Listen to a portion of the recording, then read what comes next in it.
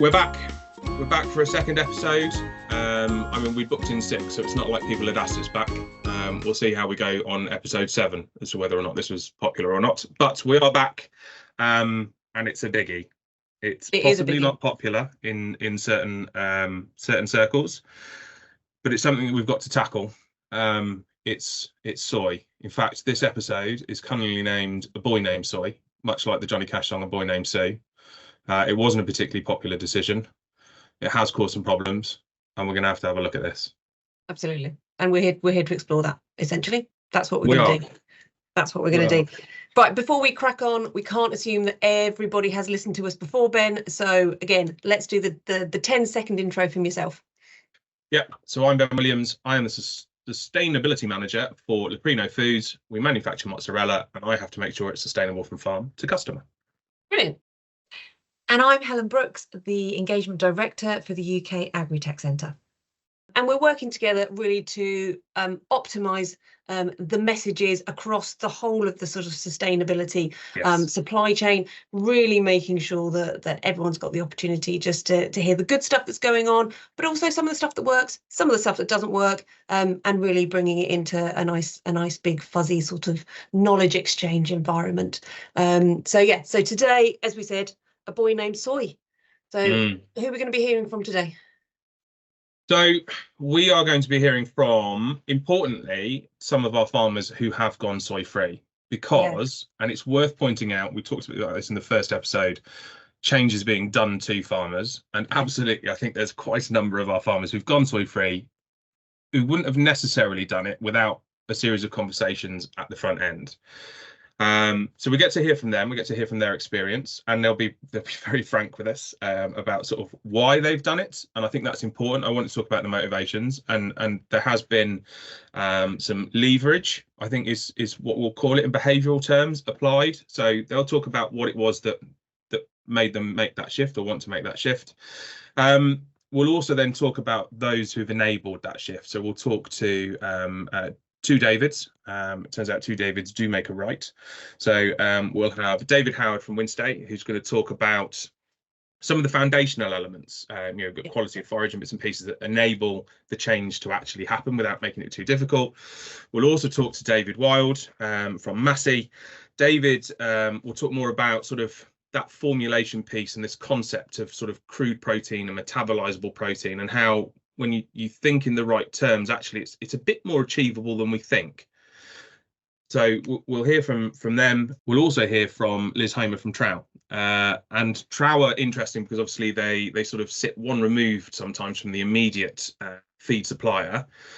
And again, they're quite an enabler. So they help sort of with the innovations and various other bits and pieces, and the analysis of sort of the art of what's possible. So we'll hear from them about how we go soy free, including some of the risks, because we do have to be aware that in any major change there could be challenges.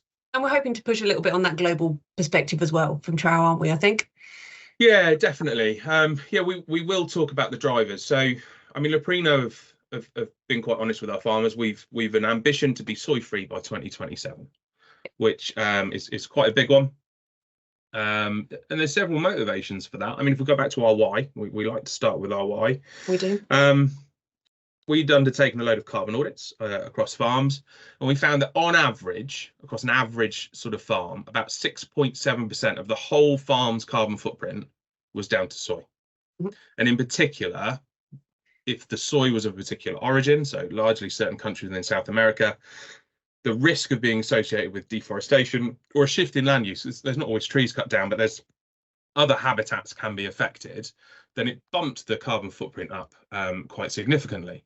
And don't get me wrong, there are means of dealing with that. So you could source soy from a country where there's no deforestation. So we could get it entirely from Canada, for example, or North America. And we do for part of the season. We could get just certificated soy. But there's potentially an additional cost to that, and we didn't know what that was. And then, of course, you start to get down to the sort of the why are we doing this? And there's an element of reputation. If you look at a lot of the discussions on social media, the great evil that is, it's a stick that we're beaten with as an industry. You cut down, you deforest half the world for feeding your cows, which is nonsense. Of course we don't. Okay. But there is a possibility of a link, and that reputational piece. Even if we certificate, there's always that risk that somebody somewhere right out of our immediate control is part of a certificated supply chain, and it's happened in the press. This is why we know it's a possibility, a low one, but when it hits, it's bad. They're not quite following the rules, and we've paid for the privilege of the certification. And then when it's spread across the newspaper, so some broadsheet or rag somewhere has said, and it will never be Leprino, it'll be one of our customers. So pizza chain X is linked to deforestation in the Amazon, and there's just pictures of burning trees. Well, that reputational risk is not dramatic at all. Oh, but it is, and there's been a few retailers and the supply chains that have been hammered, fairly recently, within sort of months of sort of us recording this. Those supply chains tend to react quite rapidly to that. It's not necessarily in our favour and long-term sort of market share. And the problem is, if you pay for certification, you're literally left holding evidence of the environmental crime that you're now part of. So, removal of soy, what we wanted to do is, if we had to do it, is it possible? What's the risk? Can we soften that for farmers? Can we do it?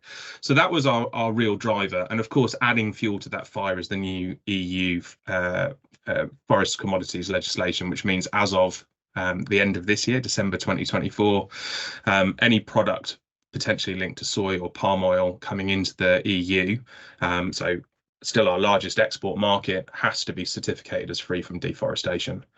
So we have to do it now under law to maintain our market, and obviously that will then come into the UK legislation by the end of 2025. So anything sold on the UK market will have to be linked. And whilst dairy isn't directly under that, the feed sources for dairy is directly underneath that. So all of our feed mills, all of our industry is going to have to look at it. And there are a couple of gaps. So we know soya hulls, for example, there is a struggle to find certificated products. So we wanted to know, if it doesn't exist, can we find an alternative? So our market is safeguarded. We've been really selfish. We want to see milk coming into factory, and we want the same amount. Yeah, and same quality.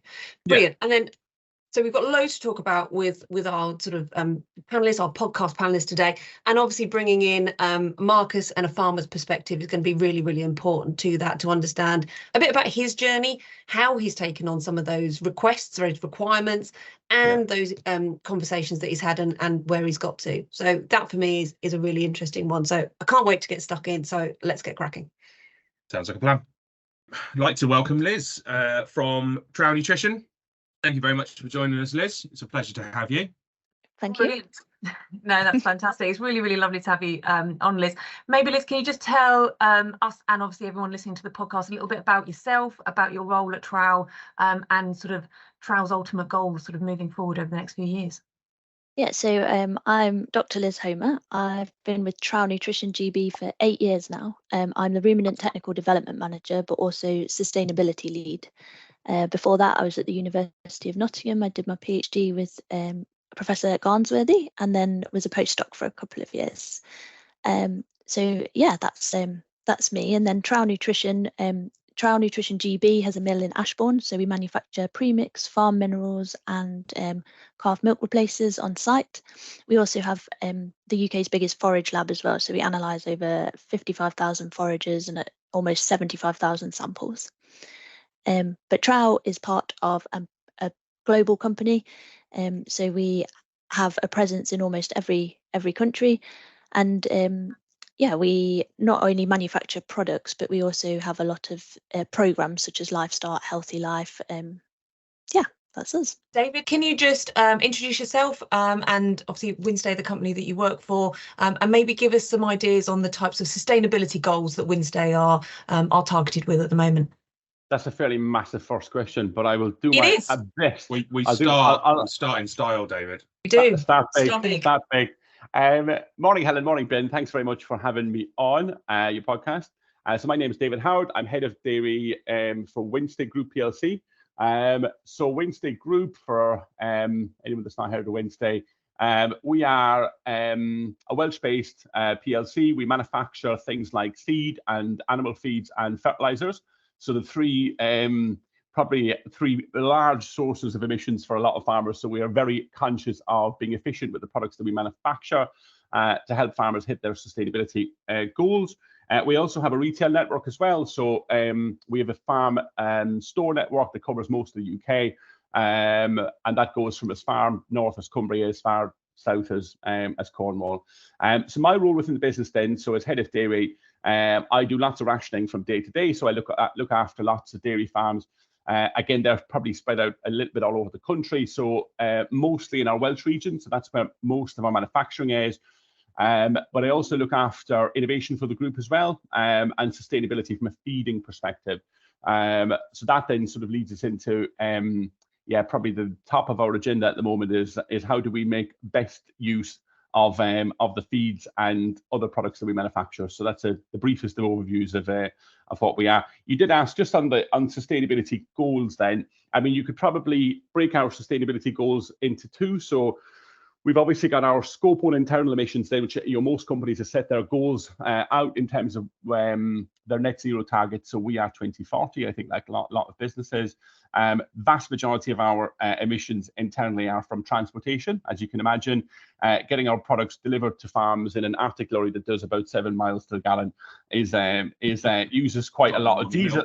Yeah, it does use quite a lot of diesel. So so we've got plans in place to look at managing our own internal emissions, but then also working with our farmers as well. And I know in supply chains like yourselves, the farm emissions would account for, I think the figure is 96%. Am I close to the number of the emissions associated with producing a litre of milk in the supply chain? So we're very much focused on helping our farmers achieve those goals as well.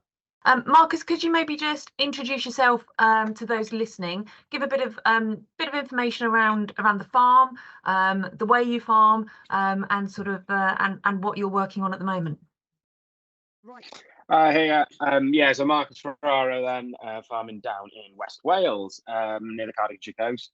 We're milking just shy of 300 pro cross cows then, and we farm about 550 acres, and I suppose recently we started growing. Past 2 years we've started to grow a lot more maize, or started to grow maize, I suppose, and that's becoming a big part of our ration. That's sort of that's a bit about us, I suppose. David Wild, could you just give an introduction to yourself and obviously the company Massey that you work for at the moment? Yeah, sure. Thanks, Helen. My name is David Wild. I'm the National Ruminant Technical Manager for Massey and Harper Feeds. So the head office of Massey Feeds is in Cheshire, at Holmes Chapel there, and we have a feed mill there, one up near Preston, and also Harper's Feeds down in Devon, Cornwall. So covering a large part of the country, predominantly ruminant feed manufacturer, but get involved in all species and quite strong in the game sector as well. That's who we are. Thank you very much. And this episode is all about the feed going into cattle, and obviously because this podcast series is about change and about the change that's coming at farmers, it makes sense to ask the obvious question, I suppose, which is what are the changes from a sustainability point of view that are sort of coming farmers' way in regards to feed? Yeah, so there's a lot of discussion around feed that's made at the feed mill. So there's many changes there with around carbon footprint or having a lower footprint feed. There's also conversations about certain raw materials associated with deforestation or land use and land use change. So things to think about with particular feed, but also we probably need to look at feed as a larger, as a total in terms of the whole diet. So almost how that feed is fed, because it's not just the footprint figure on that feed, or it's not just what is in that feed, it's also how it's fed in the big picture and how the animals perform overall. Right. Okay, that makes sense. There was a statement there about certain pieces of feed. I think Leprino have made it known how they feel about one of those. Why are sort of elements of the supply chain getting particularly bothered, and we can out and name soy, I think, because we'll talk about it more broadly. Why are certain parts of the the supply chain getting worried about soy? Yeah, so soya is associated with land use and land use change with the deforestation. So it has a really high footprint, and I think there's difficulties in terms of the whole supply chain for soya, in terms of segregating those not associated with deforestation. So in some instances, you know, you can take soya out of the diet. In other instances, you may feed deforestation-free soya, but that has to be verified. Yeah, and I think it gets quite complicated. So there is a lot of focus on soya, and it can be taken out, it can be done, but also needs to again be looked at in the big picture of balancing the diet, and other raw materials that are available at that feed mill or at that farm scenario. It's interesting, isn't it? Because I think one of the big questions is soy-free diets even possible? And you mentioned the sort of sustainable usage, or, you know, or soya that is not from a deforested area. You know, what are some of those key messages? You say it's really complex. What are some of those key messages to the supply chain and to farmers to say, actually, you know, if you're moving down a reduction of soya route, here are some key points, and is soya free possible? Yeah, so what I'd firstly say is, yes, it is possible, perhaps not in every single scenario if you're a really high yielding herd, but really you need to question and challenge your feed advisor. So now is not the time to do what you've always done. I think analysis is really important. So analysis of your forage and analysis of the feed that is being fed, so that you know what you're actually feeding those animals. But also remembering we need to balance the rumen, and you need to balance bypass. So we're thinking about soya, you need to balance it in terms of energy as well. So there are plenty of other alternative protein sources, but we also then need to look at alternative fibre sources. And that's where everyone needs to work quite collaboratively on farm to make sure that one decision in the feed doesn't affect performance. And also work with your feed advisor as well to say, is this possible through the feed mill? Yeah, and there's a lot of focus as well on lower protein. So that's where soya is 48% protein. That contributes quite a lot to the diet. So also, yeah, let's focus on lower protein diets, but also really precision nutrition here would be key. So I'm a farmer, and I'm sort of, you know, reading my ticket in bits and pieces. I'm going to see crude protein level on that ticket, because that's a legal requirement, isn't it? Yeah. When I'm having that conversation with my feed advisor, do I still need to be talking about crude protein levels? Is that my basis of my conversation? No, I think that's a thing of the past. I think we really do need to move beyond crude protein. It will always be on the ticket, it'll always be on the label, because it is legal and it's what you can physically measure, so that you know what you're buying is what you think you're buying. But when you're looking at the diet, we need to look at digestible intestinal protein or metabolizable protein, and even go one step further into your amino acids. And this can be done really by being precise, having the right rationing model, really monitoring the cow's performance for those changes, and being proactive rather than reactive. So yeah, in the past, it was always 18% crude protein compound in cows milked, but we also know that cows milk on a lower protein compound if that's balanced into the diet. So yeah, instead of looking at the compound in the ticket, look at the total diet and look at the metabolizable protein available. And don't forget energy, because energy is related to protein as well. So really, we've got to think about everything. So one decision may affect another. Right, welcome to the podcast, Sean. Thank you ever so much for spending the time to have a chat with myself and Ben. Could you just introduce yourself to those people listening to the podcast today, a bit about yourself, a bit about the business and the way you farm?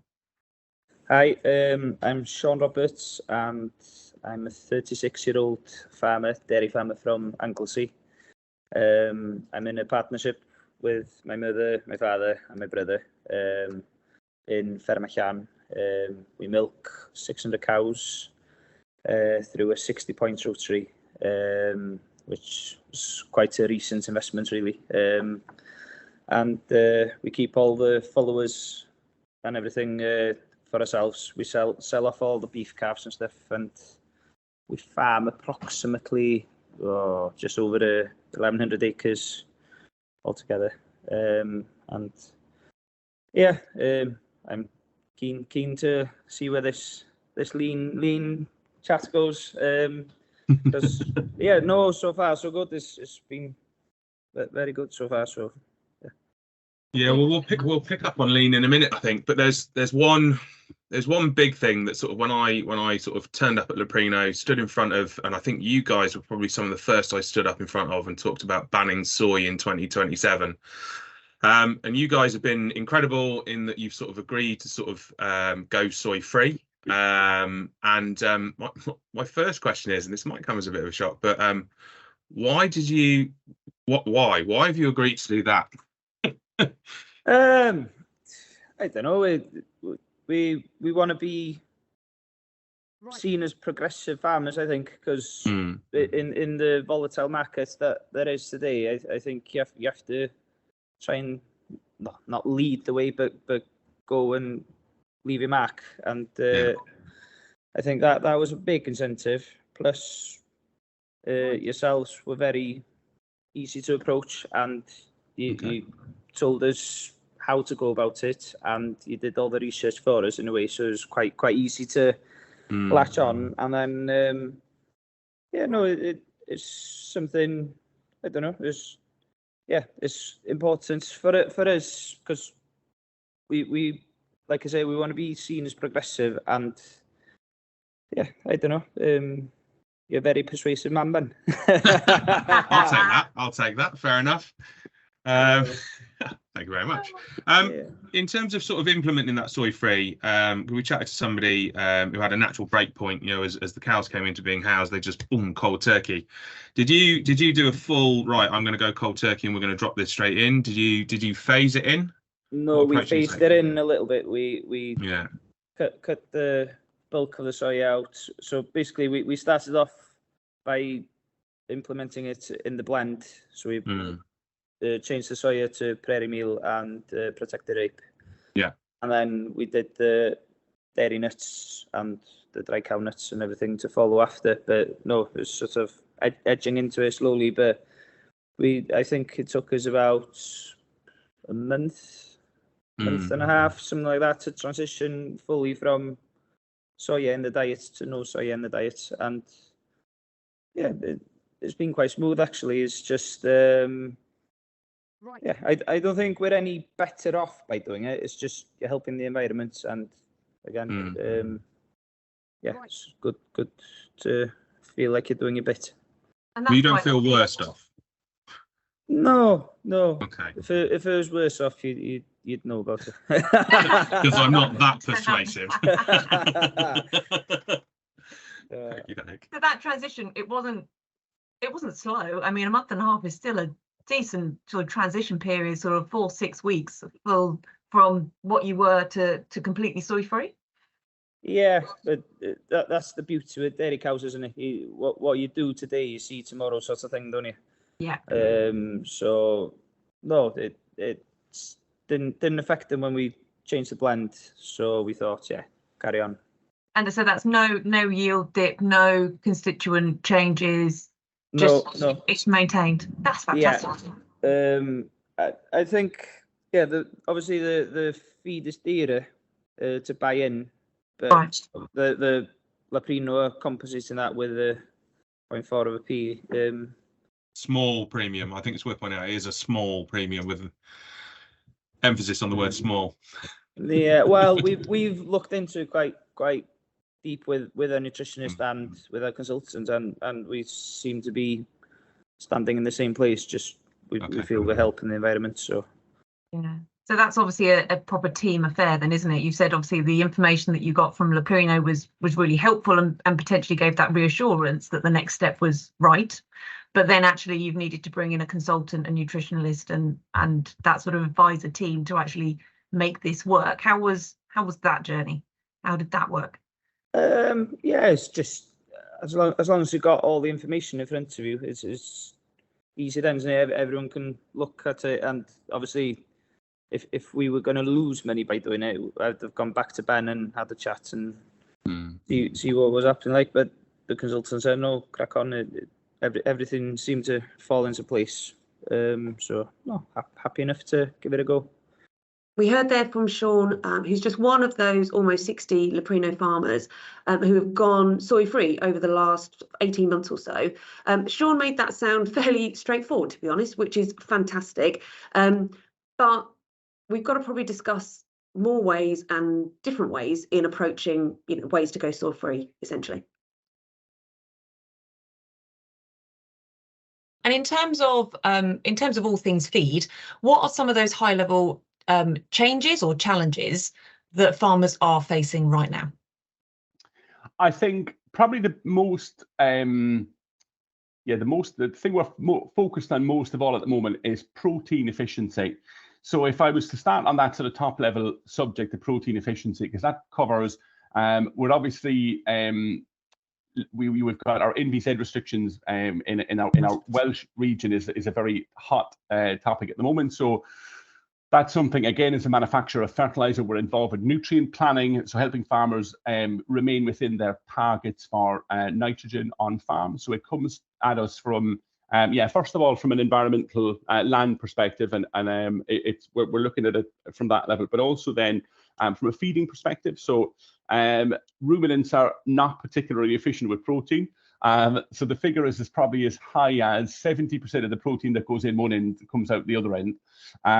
So the biggest challenge from a nutritional perspective at the moment is how do we best capture the protein that goes in one side, and how do we get greater protein efficiency within the animal? So because there's two benefits there at the end. One, the animal excretes less, which is going to be good from a nitrogen management perspective, but also that animal then becomes more efficient as well.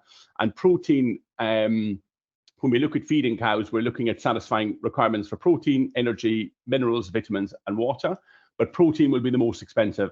So we're paying the most money for protein elements. So it's very, very important that we're efficient with the type of protein that we're feeding. And that then leads us into probably the discussion about soya. So looking at, and again, I'm probably pinching Ben's own figures, the soya association to emissions is going to be a large part. Ben, help me out with the figure. What's the... On our farms, if you factor in sort of worst case or generally the worst case sort of land use change coming from the GFLI database, and you scale that into a full farm life cycle assessment, so all the carbon emitted, gross emitted, so we've not got sequestration in here, from a farm, 6.7% of all the carbon leaving a farm is coming from the inclusion of soy on average in our supply chain. So there'll be those that are at or close to zero. There'll be those obviously that are then proportionally quite considerably higher, and it will obviously depend on the inclusion rates of compound. Yeah, so it's a potential, it's low-hanging fruit basically. It is low-hanging fruit in terms of where do you start off, trying to hit targets for emissions. Then it's the biggest part of the pie. So for us, I've always, we do lots of farmer meetings, and starting off looking at the reasons we feed protein and different sources of protein. But for economic reasons, there'd be years. Last winter, soya hit 550 pounds a ton, and for economic reasons, like if we're looking to have the optimal cost in a ration, well, it's no longer attractive when there's 150 pound a ton difference between that and rape meal. Rape meal is not giving you the same type of protein, but at a certain price point, you can deliver similar nutrition with protected rape meal or distillers products at a given cost. So for economic reasons, last winter, we were reducing soy in our diets purely to control our costs, and we're confident that we can deliver the same type of nutrition that we need on farms with other protein sources. We've just heard there that cost again is the motivator, and we discussed these motivators and levers, to be fair, of change more in episode 6, and really looking at what those motivations can be. In this case, it's worth discussing with Marcus if he has the motivation of cost as well. Unsurprisingly, a person such as myself, in fact it was myself, has probably bothered you countless times over various projects, one of which is pulling soy out of the diet. I mean, the obvious question is, why did you let me convince you to do that? What was your motivation to comply, I suppose? Yeah, so I suppose pulling soy out actually came at a funny time for us, because we'd just started growing maize. So I suppose we were at a time where we needed more protein than ever. Right. But I suppose, it came at a time where I was, despondent with the industry. I was sort of very, I don't know, I felt that we weren't being heard. Our voice wasn't being heard. And I think the first time I met you, you probably stood up in a meeting where Paul Two Maseratis, which he hasn't got Maserati at all, but I'm going to call him Paul Two Maseratis for. I'll back that. Stands up and pleads poverty, and you've got poor Delan there who's having to moonlight as Santa Claus just to try and make a living, and then they've rolled in someone else. So another wage that needs to draw out the company, and the classic, I suppose, of the farm is, oh, for God's sake, we've got someone who's going to talk about sustainability, right? So just come out of university, they're very woke in inverted commas, and this is going to be a load of nonsense, and it wasn't, and I sort of, which was really good, and I think I actually texted you after that as well, and I thanked you for that, and I think it was a really good, initial point, because I think you were the first person that said, look, we want you to do things, but we're going to pay you for this. We accept that there's a challenge within that, and I think that was sort of, not everything is money driven, but for me at that time, I was in a place where I wanted to change, I wanted to grow the industry. And I think you were the first person that acknowledged that this was a collaboration. It wasn't just you telling us that this is what was going to happen. Yeah. It was acknowledgement that actually, this might not be, it might not work, and we'll take that risk together, sort of thing. So that was my driver, I suppose, behind going soy free. Yeah, and I suppose I hadn't thought of it quite in the same way. I definitely wanted you guys to sort of feel like it wasn't us and you, it was us together, because that is how it feels. I should also probably clarify here, I've no idea if Paul does have 2 Maseratis or even 1, but Dylan definitely moonlights as Santa. We should put that out there. Dylan definitely does. He's a very good Santa as well. I can imagine him as a good Santa. I think Paul's well aware of Santa, and Dylan is very professional and only does it in his own time. We shall also point that out. He is a top-notch professional Santa.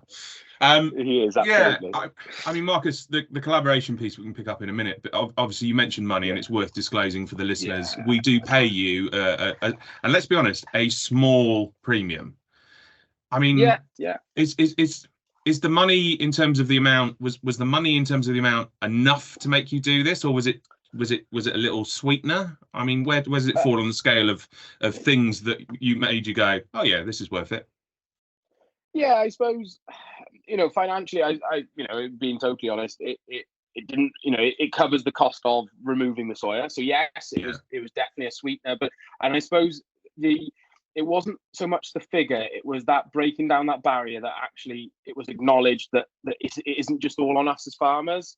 So the price, I don't want to say it too loudly, but the price probably could have been lower, or it could have been higher, and we still would have looked at it, But it was an open discussion, and it wasn't just, this is all it's going to be. It was, we had many conversations about it might not be enough, and we might have to review this. And I think it was, and it was, I suppose at the time when we took soya out as well, we'd actually been taking PK out from our rations for a couple of years for ethical reasons, which I know is something that isn't being asked of people at the minute. But for me, that was, we already had some ethics, but then my policy on ethics is you can only afford to have ethics if you can afford, if you can afford to, basically, Very important point. It's not possible sometimes. There is times where we put PK back in because we had no choice, because financially there wasn't no other option. But if financially the same product, with the same result, and you can take PK out, and it's a totally different sustainability question about that. But for me, from an ethical point of view, it's something that I felt I could do. So then taking the soy out was sort of easier then, I suppose, because I was already on that little journey, I suppose. Yeah, it sort of aligned with what you wanted to do. In terms of sort of how you took soy out, were you sort of, right, I'm going to pick up the phone, I'm going to order something in, we're going full cold turkey? Did you phase it out? What was your approach? So I suppose, because we're autumn block carving, so I suppose I should have said that at the start as well. So we sort of have a reset, I suppose, every year then. So we start carving in September, we sort of almost set our year then from there. So we were really fortunate that I think when we, by the time we sort of got everything into place, we were sort of ready for a September start. And we also took on a new nutritionist at the same time, because prior to that, we were using feed companies and we were working with them, and we get some very, very good advice from them. But ultimately, they are tied to a mill and they have a job. They are there to sell product. And we just sort of felt, well, hang on a minute, let's take a step back and look at it from the outside. So I approached our nutritionist, and he had no issue with it, and it was actually all tech then, and they actually have a product that fit in with this.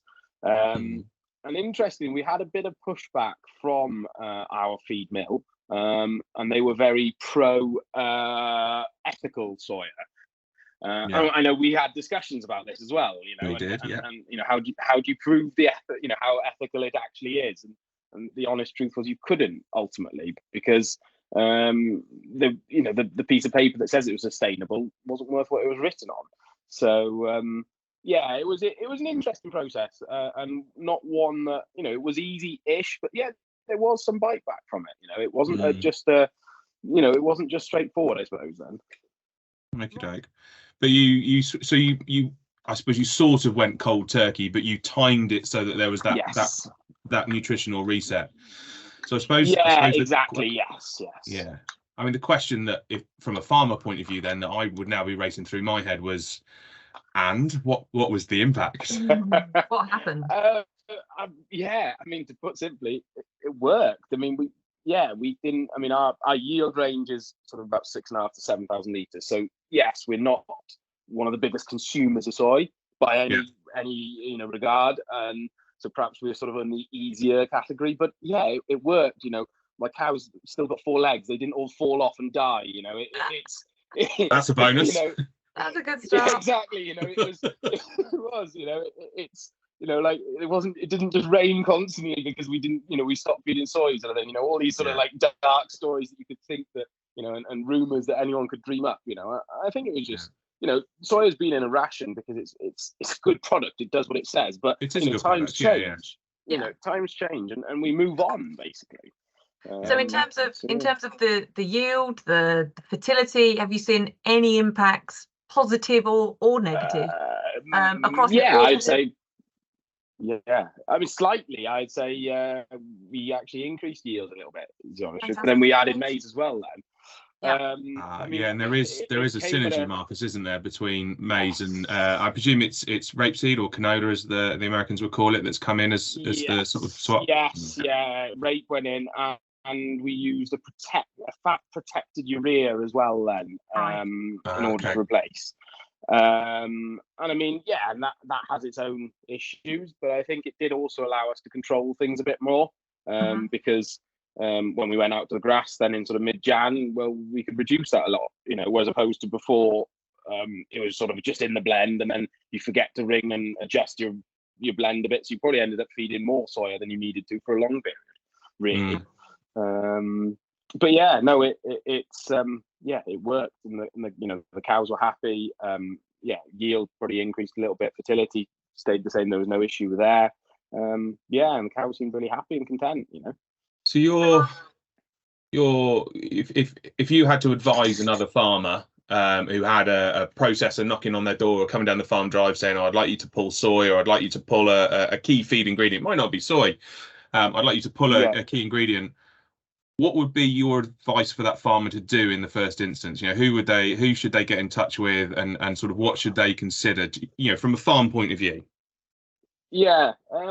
I mean, I would say, I think the first thing is don't be terrified about it. It's not, as far as I'm aware, no one's sort of enforcing it from day one. There's a transition period. I mean, like we said, we had that natural reset point, and other people wouldn't have that. So the first thing is, don't be terrified by it. It's not scary.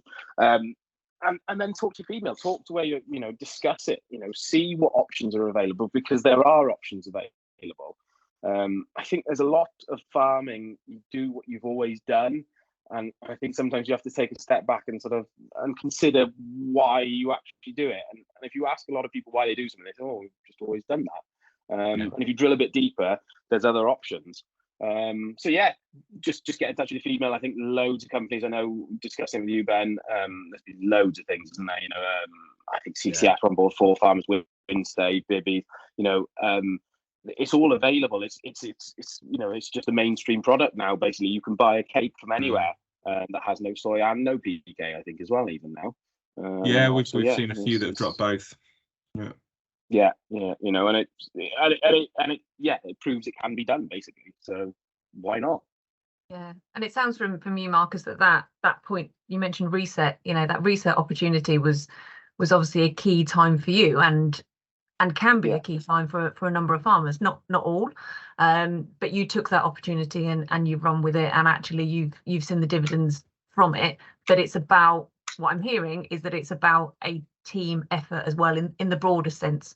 So this isn't just you sitting down going, Eureka, I've had a decision, I'm going to remove soy.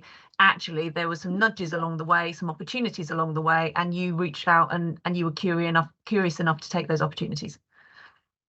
Yeah, definitely. I think you hit the nail on the head there. Everything's a team effort, isn't it? It's you know, we've got a fantastic industry full of experts and loads of knowledge. And I think you know, born with 2 ears and 1 mouth, you know, do twice as much listening as you do talking, and just take it all in. But yeah, definitely, you know, there's loads to it. You know, there's people out there that really have got the skills to advise on this, and it's simple. It's not scary at all, basically. And that shows just how complex achieving change in the food system can be. Marcus has some really noble ideas and drivers for change, and money wasn't necessarily one of those main drivers, is what I'm hearing. No, let's face it, financial levers do help, and nobody should work for free. What we do know is that feed manufacturers, and as we talk in the future episodes, we do need to know our audience, may have slightly different motivations. And we need to know what drives those different audiences. So that's brilliant, David. So can you maybe just give us an idea of sort of what's driving you personally and what's driving the business at the moment, really to obviously benefit the industry over the next 3 to 5 years? Yeah, absolutely. As you know, we're part of the food industry, so we're trying to produce safe feed for all our customers to keep the animals, you know, as efficient as possible and our customers as profitable as possible, which is very difficult this particular year, very challenging with the silages that we've got out there. So, you know, we're trying to find the answers to how we can keep animals on track, keep them healthy. You know, without, you know, a healthy animal, we shouldn't be compromising animal health and welfare when we're trying to achieve the production goals. And for that reason, we've been sort of challenging how we formulate feeds to try and, you know, can we sort of move the goalposts a little bit to more progressive methods in order to meet the requirements of our customers and keep them in business. Yeah. I like the phrase progressive methods. It sounds like a sort of prog rock band, doesn't it? So David, I mean, just talking there about sort of, you know, the challenges and various other bits and pieces, is this a bit of an opportunity then in sort of moving things forwards? And we talked about sort of progressive methodologies, prog rock band. Is it about time to move forwards from what is probably quite a dated way of sort of talking about key ingredients, crude protein, even in its name, to something else? And I suppose the question is, what is that something else, and why is it more appropriate? Yeah, no, you're absolutely right, and this is something I've been very passionate about for quite a long time. Is, as you say, crude protein is just that; it's crude.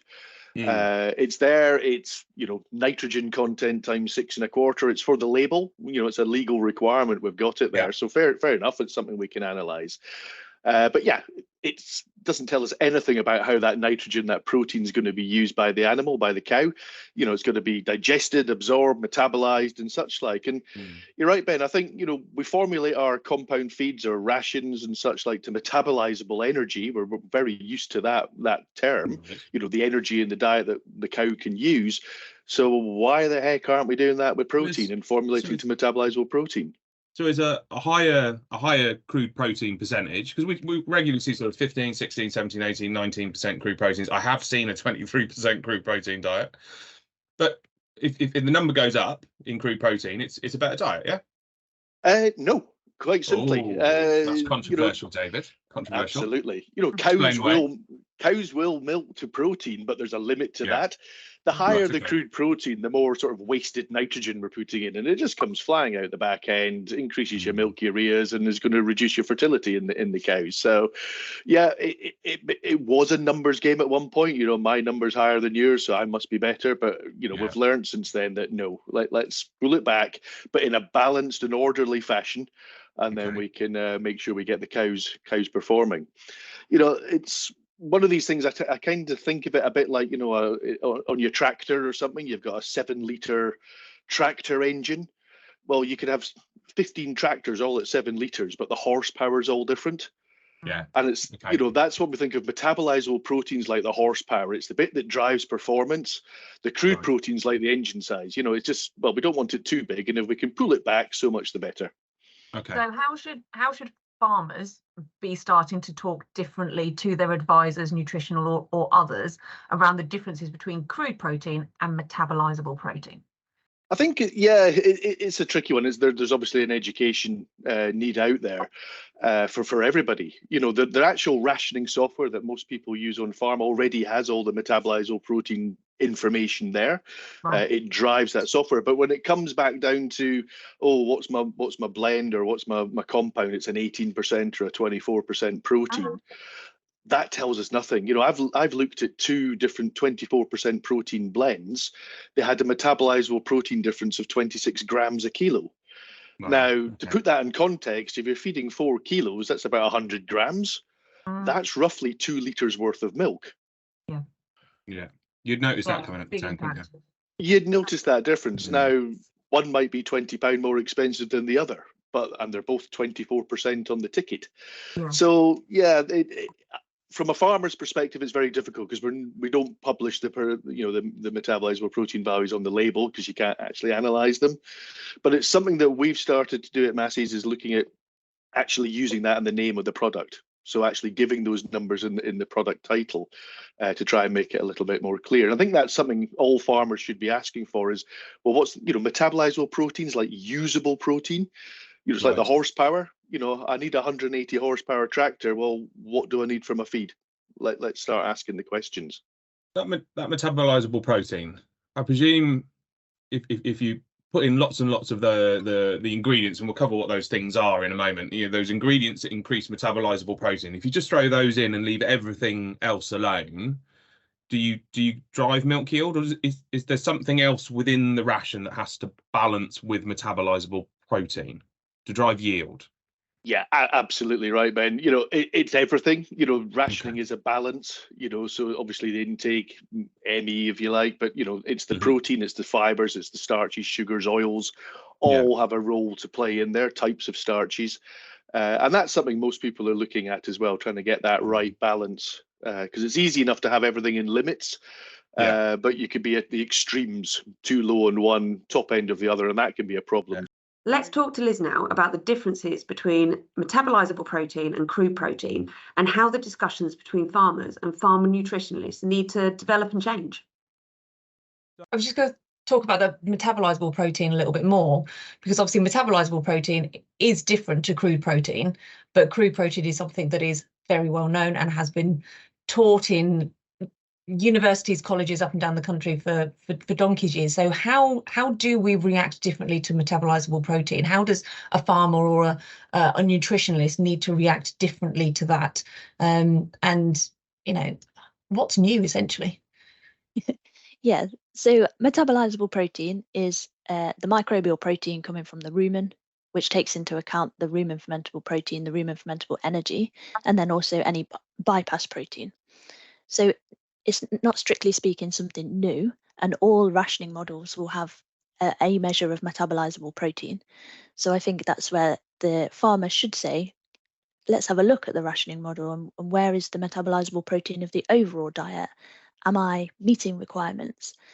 And I think as we go further into precision nutrition, we really need to look at the response to a change in the diet, not just the absolute requirement against supply against requirement. Let's look at those responses, because every farm is really different and there's a different set of constraints.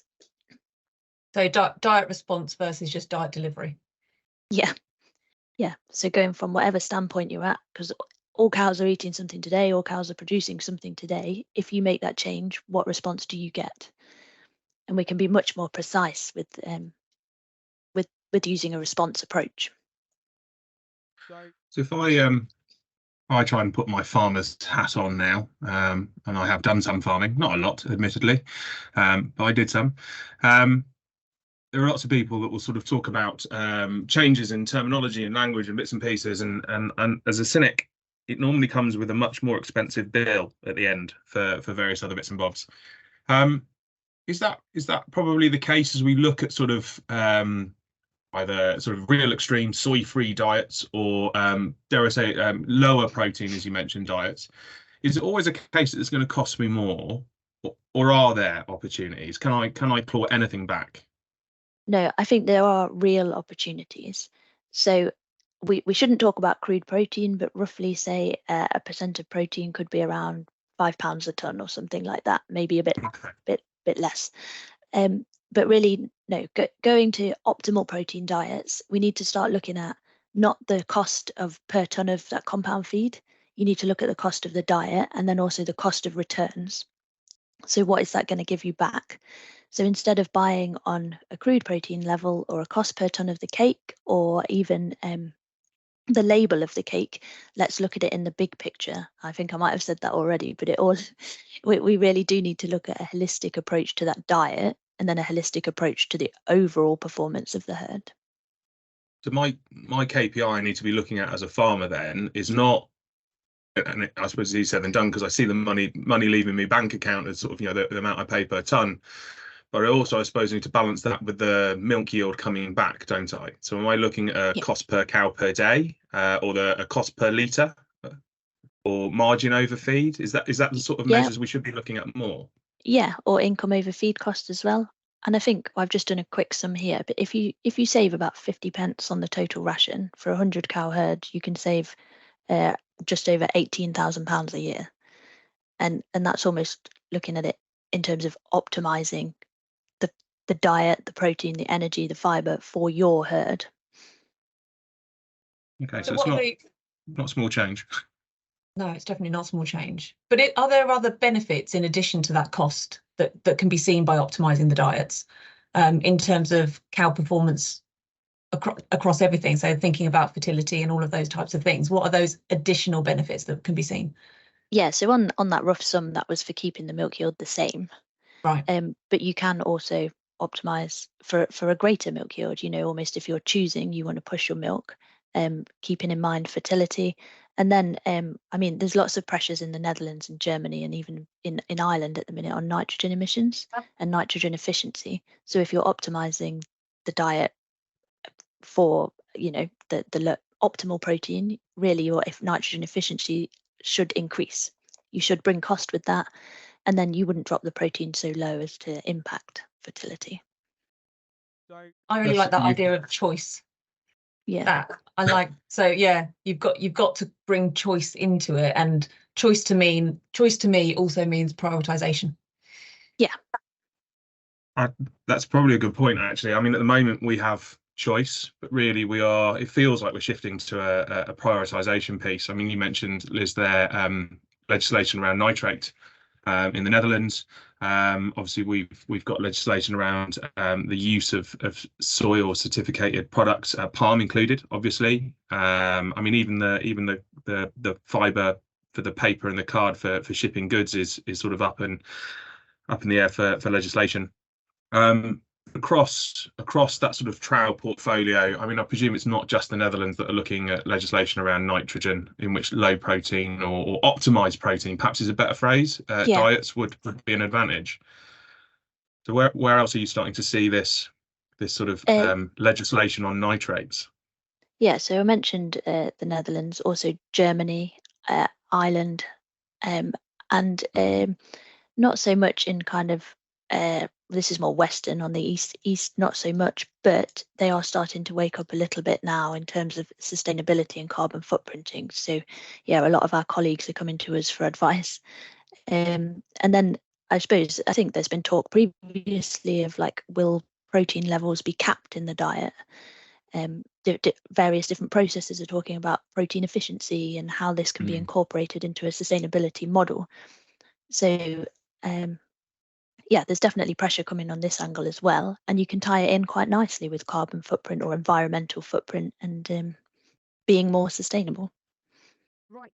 Yeah, I mean so it does bring us sort of neatly onto sort of, I'll use the phrase good in air quotes for those that can't see my face right now. Good ideas that Leprino has. And I say Leprino, it was me, it was my fault.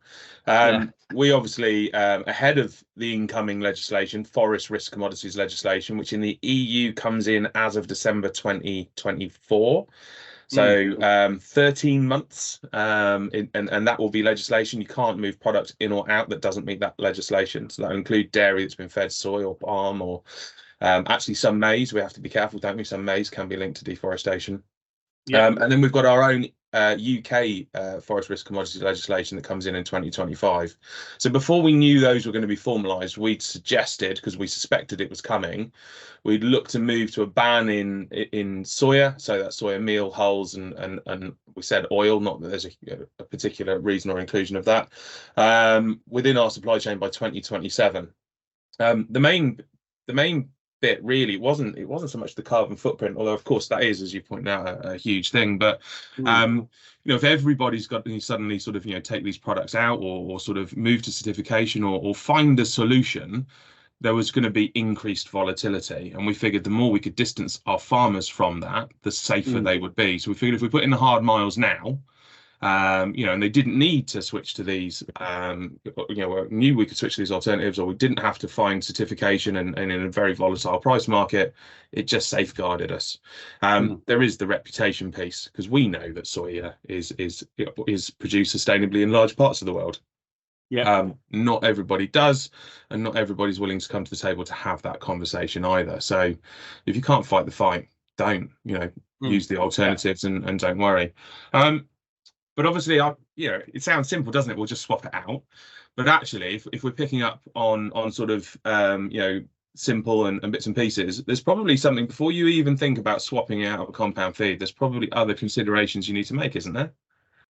Yeah, there's quite a few. I mean, probably, looking at, again, if we're thinking about protein nutrition of dairy cattle, then I always break up. I think of the typical herd that might be doing, if you're looking at milk yield, then 6,000 to 8,000 litres, primarily pasture based. That would be typical from Southern Ireland and where I grew up. Certainly, like in West Wales and in North Wales, they're excellent areas for grass growing. So we tend to find those, very much pasture focused type farms over there. So moving up along, you've then got 8,000 to 10,000 litres probably next, a little bit more semi-intensive, probably doing a little bit more with concentrate, and then 10,000 to 12,000 litres is your next bracket. But if you were to plot out the attraction to soya, then in sort of like in the most basic terms, that like there's a link between milk yield and the requirement for bypass protein. So as milk yield goes up, the requirement for bypass protein goes up. But at 6,000 to 8,000 litres, we're very happy to use grass plus a couple of kilos in the parlour. Looking at sources like, again, the stuff that we can get in the UK that's byproduct from food industry, like distillers, food industry, or ethanol production. We're very happy to hit our protein requirements for that 6,000 to 8,000 litre herds from those type of products and that type of system. 8,000 to 10,000 litres, okay, you're now up again, starting to become a little bit more high yielding. So we're now probably thinking about using maybe protected rate meal if we need to. But certainly it's only when you get up to the sort of like the real the clever nutrition, as it were, 10 to 12,000 litres, which is not, your vast majority. Average yield in the UK is 9,000. So the average yield in the UK for Holsteins is 9,000. So most people are in that middle bracket. But once you get up to 10 or 12,000 litres, then now we're thinking about amino acid, adding amino acids to the ration. So at every step along the way, there is a nutritional answer to the, if you want to, for all the reasons that we said, if you want to go soy free, there's an answer at every step along the way. But the thing that I've not mentioned yet is forage. It's what's grown at home. So basically, we work in, and again, I always describe our job as in contrast to monogastric. When we feed monogastrics, 100% of what that layers bird eats is what we manufacture in our mill. So we've got full control at the mill of the nutrition of that animal. Biggest difference with ruminants is any farmer, if they pick a feed label up, the first thing it says on the top of the label is this is a complementary feeding stock.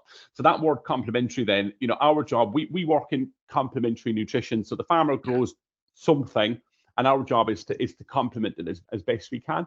And in terms of if you were to split it up, then between forage, concentrate, our homegrown fraction of a ration versus concentrate, the guys over in Anglesey, West Wales, the more pasture-based system, Southern Ireland, they're 90% of what the cow eats is what's grown at home, to 10% concentrate.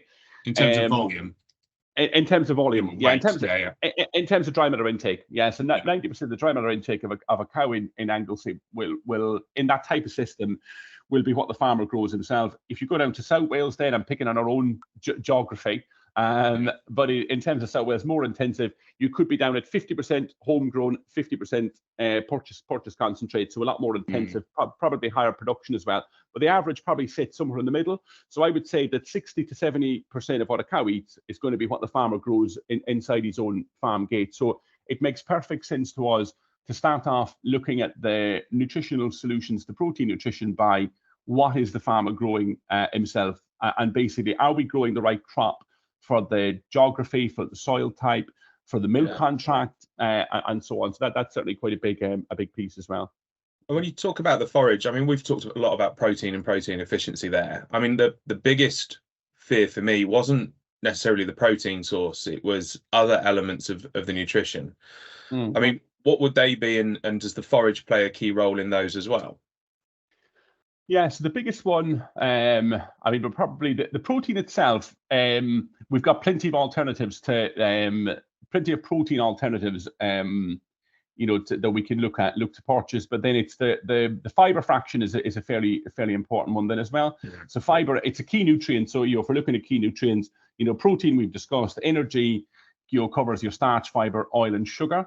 And we don't have as much choice in terms of what we can buy into our feed mills on the fiber side. So we've probably got, the first thing we would look at is sugar beet, but a lot of sugar beet is imported. It also depends on the year as well. The type of what we've grown in the UK, availability and price. We then look at byproducts out of cereal production, then so wheat feed would be an attractive one. But before looking at any of those, again, it comes right back to what are we growing at home. And if you said to me, right, David, we've got to grow some fiber on a farm, what are we going to look at? A lot of farmers would grow things like whole crop or hybrid rye for their dry cows or their young stock. So we tend to, again, from a nutritional perspective, low potassium, low energy, high fiber crops are perfect for dry cows. And fiber is our friend in feeding young stock as well. So there is an opportunity there potentially if you're looking at the whole system. And we've already said that, feeding a cow is, yes, it's what Wynnstay manufacture, but it's also a massive part of what the farmer has grown as well. So if there's opportunities to fit into a rotation, a whole crop product, hybrid rye is a nice match into a maize rotation, so they can take their maize off at the end of September. Hopefully they've done it this year before the or middle of October anyway, and then plant hybrid rye afterwards, and that comes off the following spring, summer. But also you've got some decision making, just the sort of final point on that, it's the stage of grass growth as well. So like we would have a lot of farmers that say, right, we're going to go after this real sort of like high energy, high protein first cut and second cut for our milking cows. Third cut, we're going to let it grow longer, and as it grows longer, the fiber, the NDF increases. So there's a few options on that. Okay, let me get this right. So the message, as I understand it, is that balancing feed, soya-free or indeed otherwise, starts with good forage and being able to say how it's good. Is that right? Absolutely. We know that great forage is a positive thing. However, unless you know the key quality measures of that forage and adjust the feed accordingly, you can have too much of a good thing. I think, as Liz said, protein has to match that available energy from all of the feed sources, as well as fiber, those macros and micros, the fats, the minerals. Otherwise, we risk specific problems. And I think we can discuss with David from Massey a bit more about those. So if I had a very high metabolizable protein and I was pushing that and it was my thing I wanted to talk about and sort of differentiate, but I didn't balance the energy, what sort of problems am I likely to probably come across? Yeah, again, it's that numbers game. So I can get cows to milk a bit more by banging in a load more metabolizable protein, usable protein. But effectively, what will happen is the cows will milk to that protein for a period. Yeah. But they'll start to strip flesh and they'll lose condition. And then, further down the line, they won't get in calf. They'll be too thin and we'll have problems next time round. And milk quality will suffer. So short-term gain, long-term problems for the cow and for the herd.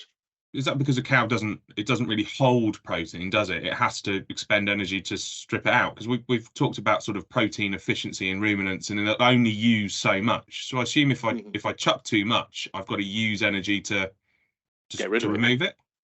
Yeah, there is that. So initially you get that milk yield response to the usable bit, but if we put in too much sort of degradable protein, that's where we need a lot of energy just to sort of deaminate it, get rid of it, and back out in the urine effectively. And that obviously, from an environmental point of view, that's not good either. That's just going to go straight up in the atmosphere. And of course, then we're hit then with those nitrate and nitrogen-based regulations. Obviously not a climate change piece, but a broader environment piece. That's where we start to run afoul, I suppose, of those. Absolutely. So there's a lot we can do to sort of hone things down. As I say, let's reduce the engine size, but keep the horsepower there, so we keep cows milking if we need it. Not too much, just right. Balance everything else up, and things come good. And cows have shown over the years they do respond to that, and in a sustainable way, get back in calf, got the quality, and they're here for next year to do it all again.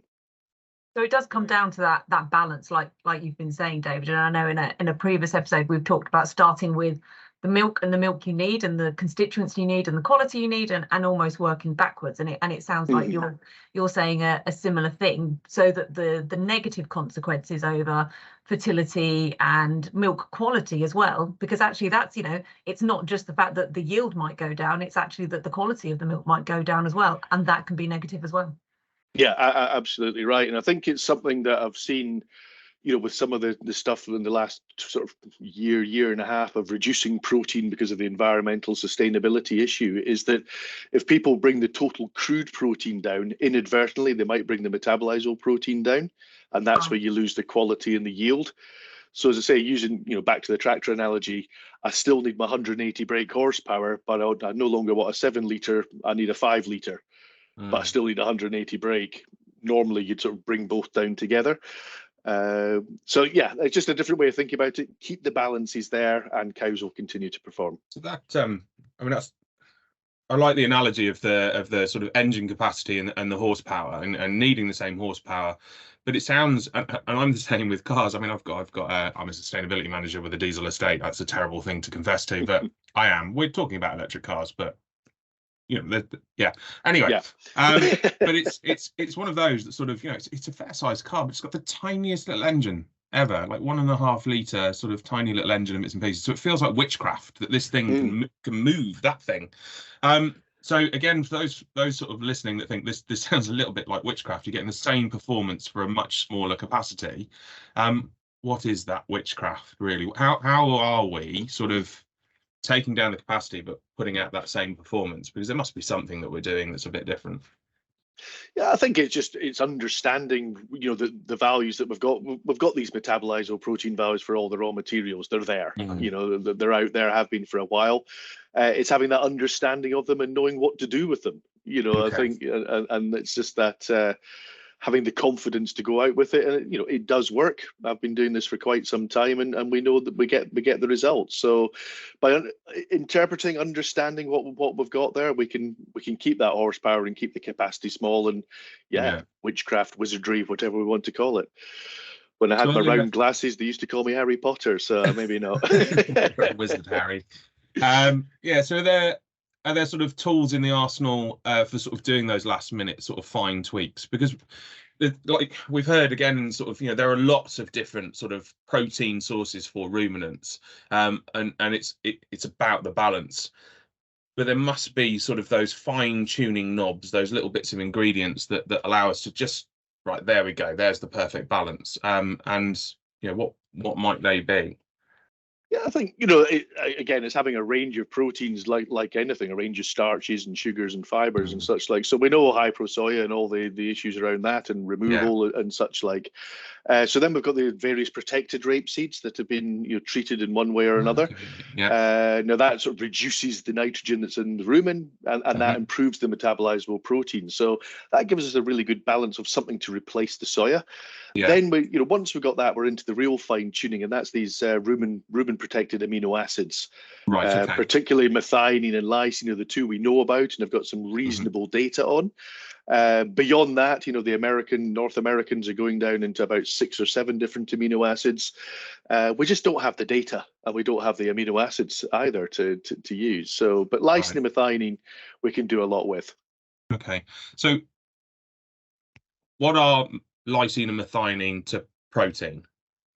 So all proteins are built up of a combination of about 22 amino acids. So the amino acids are the building blocks of protein. And the two of the most important ones would be lysine and methionine in terms of what we're looking to sort of have in the diet. So if one of those two is short, then the rest doesn't happen as it should do. So I'm going to use a very crude analogy now then, sticking with crude protein. If the crude protein is a buffet, the amino acids are the individual sort of elements of that buffet. So methionine could be sausage rolls because I like those. Lysine can be vol au vents because I also like those. And I suppose I like those more than other bits and pieces, and I will time my buffet visits to get as much of those things as possible. And when those run out, I will stop visiting the buffet or finding value from the protein. In which case, they limit my appetite for the protein or my ability to use that protein. Anything else, then I suppose just goes to waste. Is that the stuff that's then firing out the back of a cow or being peed out the back of a cow because it's the phrase essential amino acids? Is that where that essential amino acids? Yeah, the rumen bacteria, the rumen bugs can do a lot of this job for us. But yeah, those ones, if we don't have the sausage roll or the vol au vent there, then the rumen bugs aren't happy and they take their toys home with them. So the other way about it's the old analogy of the leaking barrel. Right, yes. So you've got your barrel, and if one of the staves on the side's a bit shorter than the others, then that's as much water as you can hold, because now there's a leak, there's a hole. And so that's like, we need to top that up. And that's where, again, let's get some extra sausage rolls in there and plug the gap. You've made me hungry now. Yes, I think we're all going to be hungry in a minute. What are some of those methionine and lysine sources that farmers should be just aware of or thinking of or asking questions of to their advisors and their nutritionists? Yeah, I think it's a good question, Helen. People sort of look at something like high pro soy as being a great source, but rapeseed's actually also a great source as well. You find some in all feeds, grass silage, maize silage, beans, another lovely source of protein for animals. So they're there, and we've got the data. So again, it's back to this balancing act. But I really do see the amino acids as the fine tuning. It really is. It's the cocktail stick with the little bit of cheese at the end of the meal. We've got to get the rest of it right. So we've got to get the intakes, we've got to get the energy, the basic metabolizable protein, starches, fibers, sugars, oils, etc. Once we're happy there, then we start looking at the amino acids. So we've and tweaking and adjusting, and more often than not, it's maybe using some sort of synthetic one, that we can get from. There's various ones out there. And this theme of balance really does keep coming up time and time again, and just shows the importance of matching those key macro and micronutrients, and the value of good quality feed analysis. To be fair, the fact is we can balance to such a precise level with some synthetic amino acids at the moment and in the future. And to be fair, that's pretty fascinating. Yeah, we should discuss a bit more with Liz from Trouw, actually, how much balancing that protein can help, not just in terms of the yield, as we've heard, but more broadly in terms of benefit for cows. But nitrogen obviously has local problems in ammonia, doesn't it, as well? It's more than just the carbon footprint. You've obviously got water quality and air quality and various other bits and pieces. And I think that's probably going to be the bit that even if we improve carbon footprint another area, that local impact from nitrogen emissions, there's always going to be a role for optimizing diet, I suppose. Yeah. So you've mentioned about the farmer sort of engaging with their feed advisor. What would that engagement look like beyond sort of, you know, the initial conversation of sort of, you know, let's really check that my diet is optimized.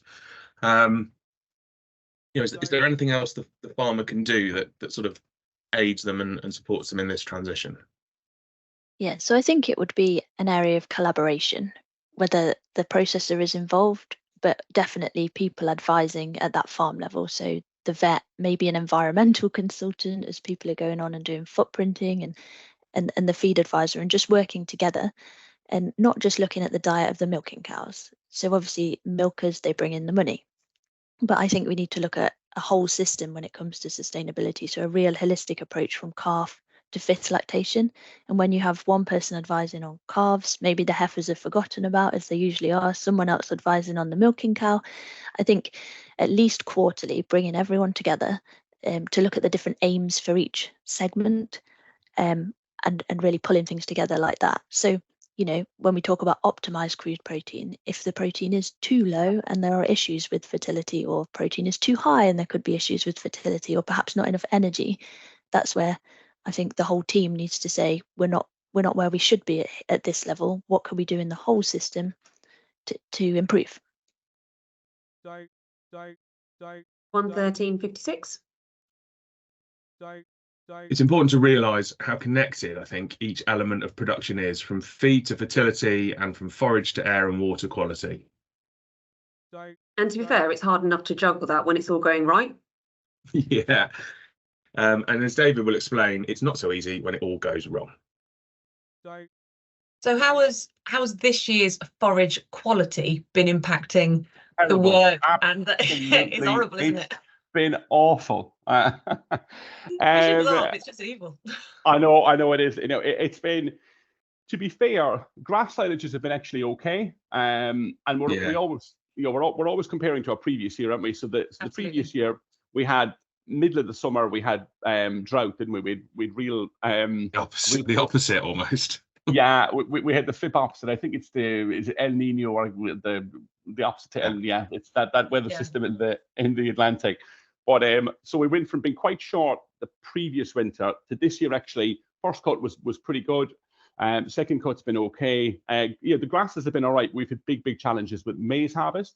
So for obvious reasons. So yeah, so we're up against it a little bit with it's just been very wet. We've had a wet, mild summer, and ground conditions, depending on where you live in the country, have been a bit of a challenge. So yeah, to say the least. Like, yeah, exactly. We've actually, I mean, it's an interesting one picking up on that. Where people have absolutely nailed it with particularly on those multi-cut systems, we have seen some incredible protein levels within grass. Yes. Yeah, really brilliant. Sort of 20% proteins within grass. Yeah. Obviously, then there's a link, isn't there? The higher the protein in that grass, generally speaking, the lower the fibre. Yes. Yeah. In which case, fibre then, particularly in those grass-based systems, can become incredibly important, can't it? Yeah, massively. And like, you know, there is, in terms of what protein we can grow, you know, the UK is pretty good at growing energy. So we're pretty good, you know, cereal crops, or, you know, maize crops. So we tend to be able to satisfy a fairly large part of what the cow requires in terms of energy, and fibre to a certain extent as well from the crops that we grow. But there is a big attraction at the moment towards protein crops. And we've done bits of work with looking at lucerne. We've done bits of work looking at peas and bean mixes. But I think, and I know we've done some work with looking at intercropping then as well, so maize and beans grown together.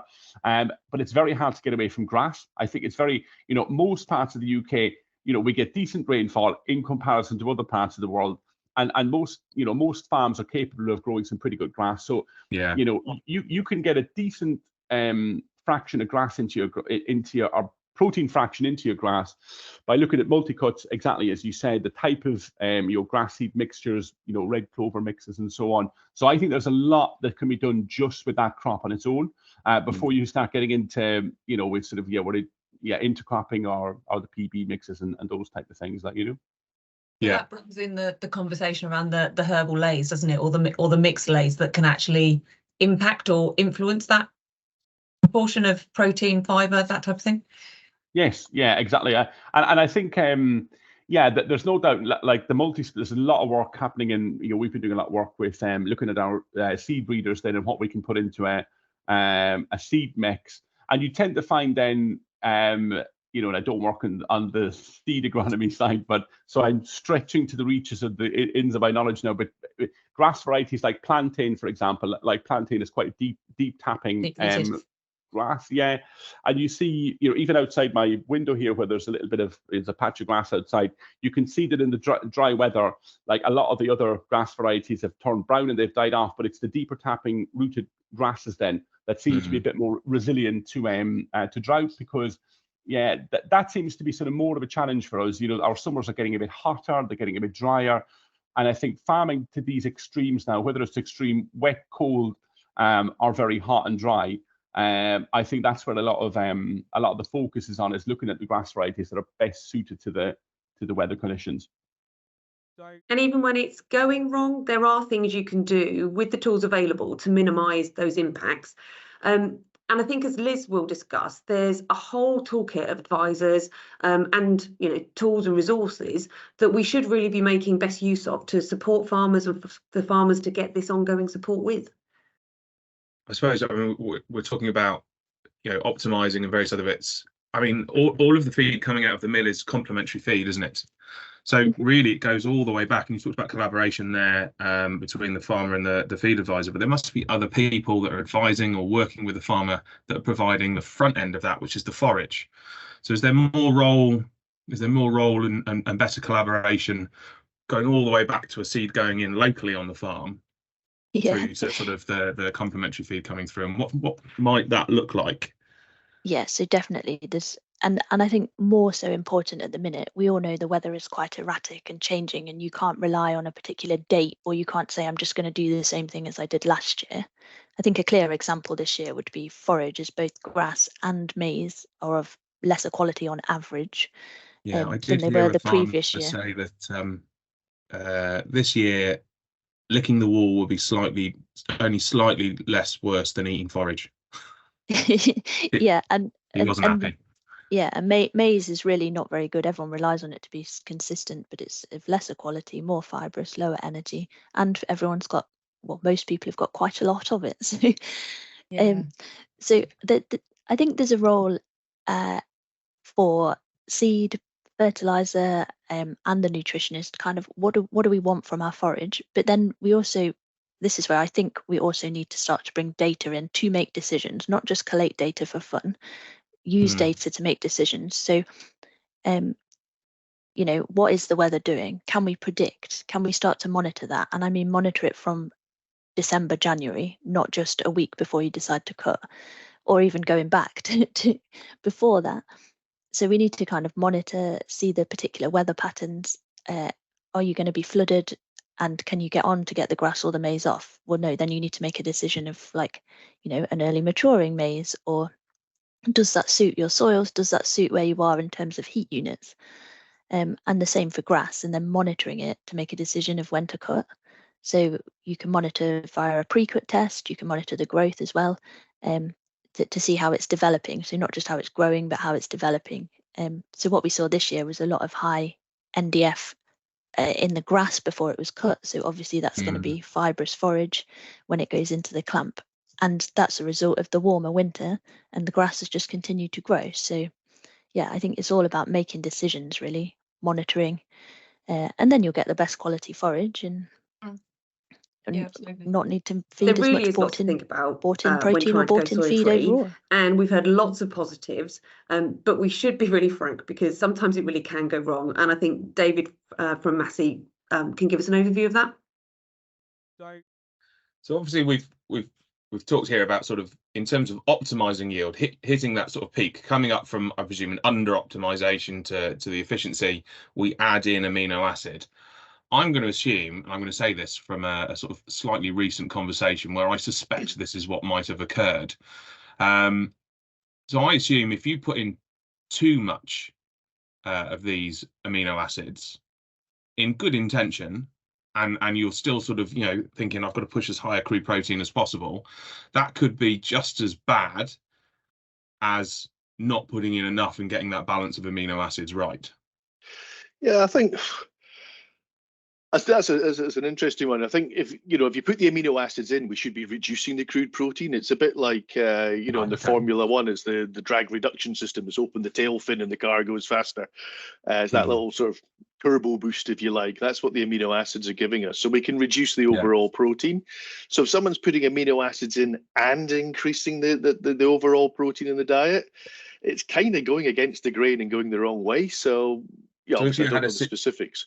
Yeah, so if you had a situation where somebody had reformulated a diet, had sort of reformulated based on metabolizable protein, had pulled that crude protein then as reported on the ticket back by a percentage, and they went, well, we weren't quite ready to transition to that yet. We'll put a little bit of soy in and keep it back at the original crude protein.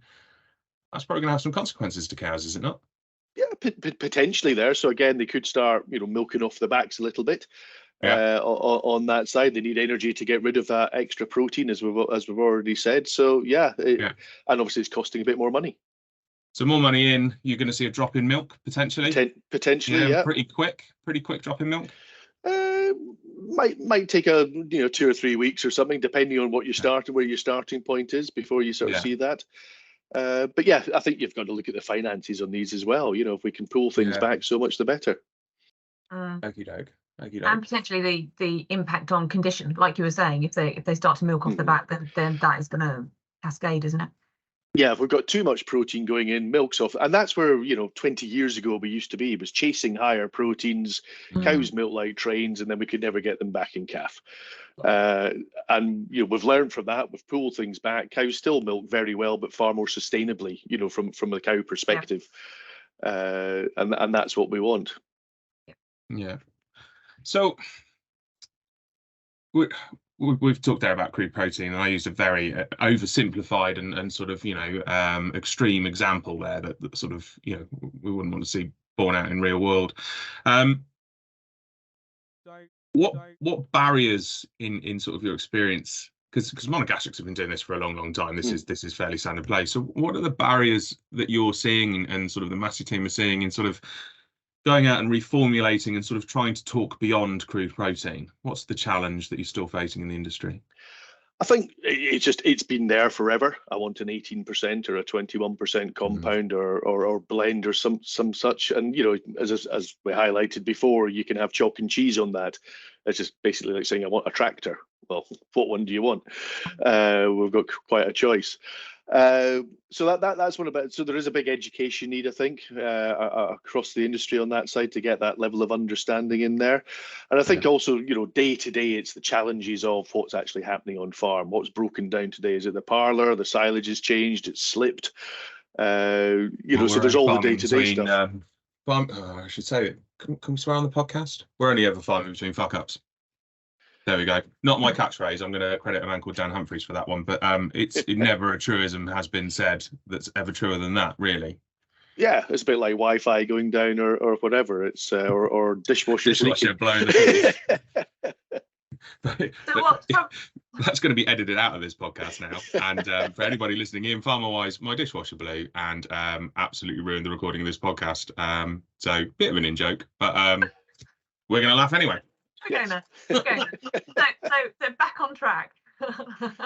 Where does that education start, David? Like you talked that education needs across the industry, and I think we're talking across every single type of audience across the industry. So where to start from? No, we're not just talking farmers. We're talking about the whole supply chain. So where does that start? And you're probably going to say at either end, but let's define what either end and the middle is. Yeah, you're right. It's across the board. There's no simple answer to this, I don't think. We've had articles out in the press talking about it, but does anybody actually read things like that in the press? I don't know. Obviously, educating anyone who's going down the farm track, we want to educate the farmers as well. And it, as you say, it's coming into the processors, the supermarkets. So we're all talking a common language. As we've seen with various other things, the more we can get the industry to collaborate together and say, right, let's do this together. As we did, you go back 20 odd years, we had feed into milk that gave us this metabolizable protein. We collaborated.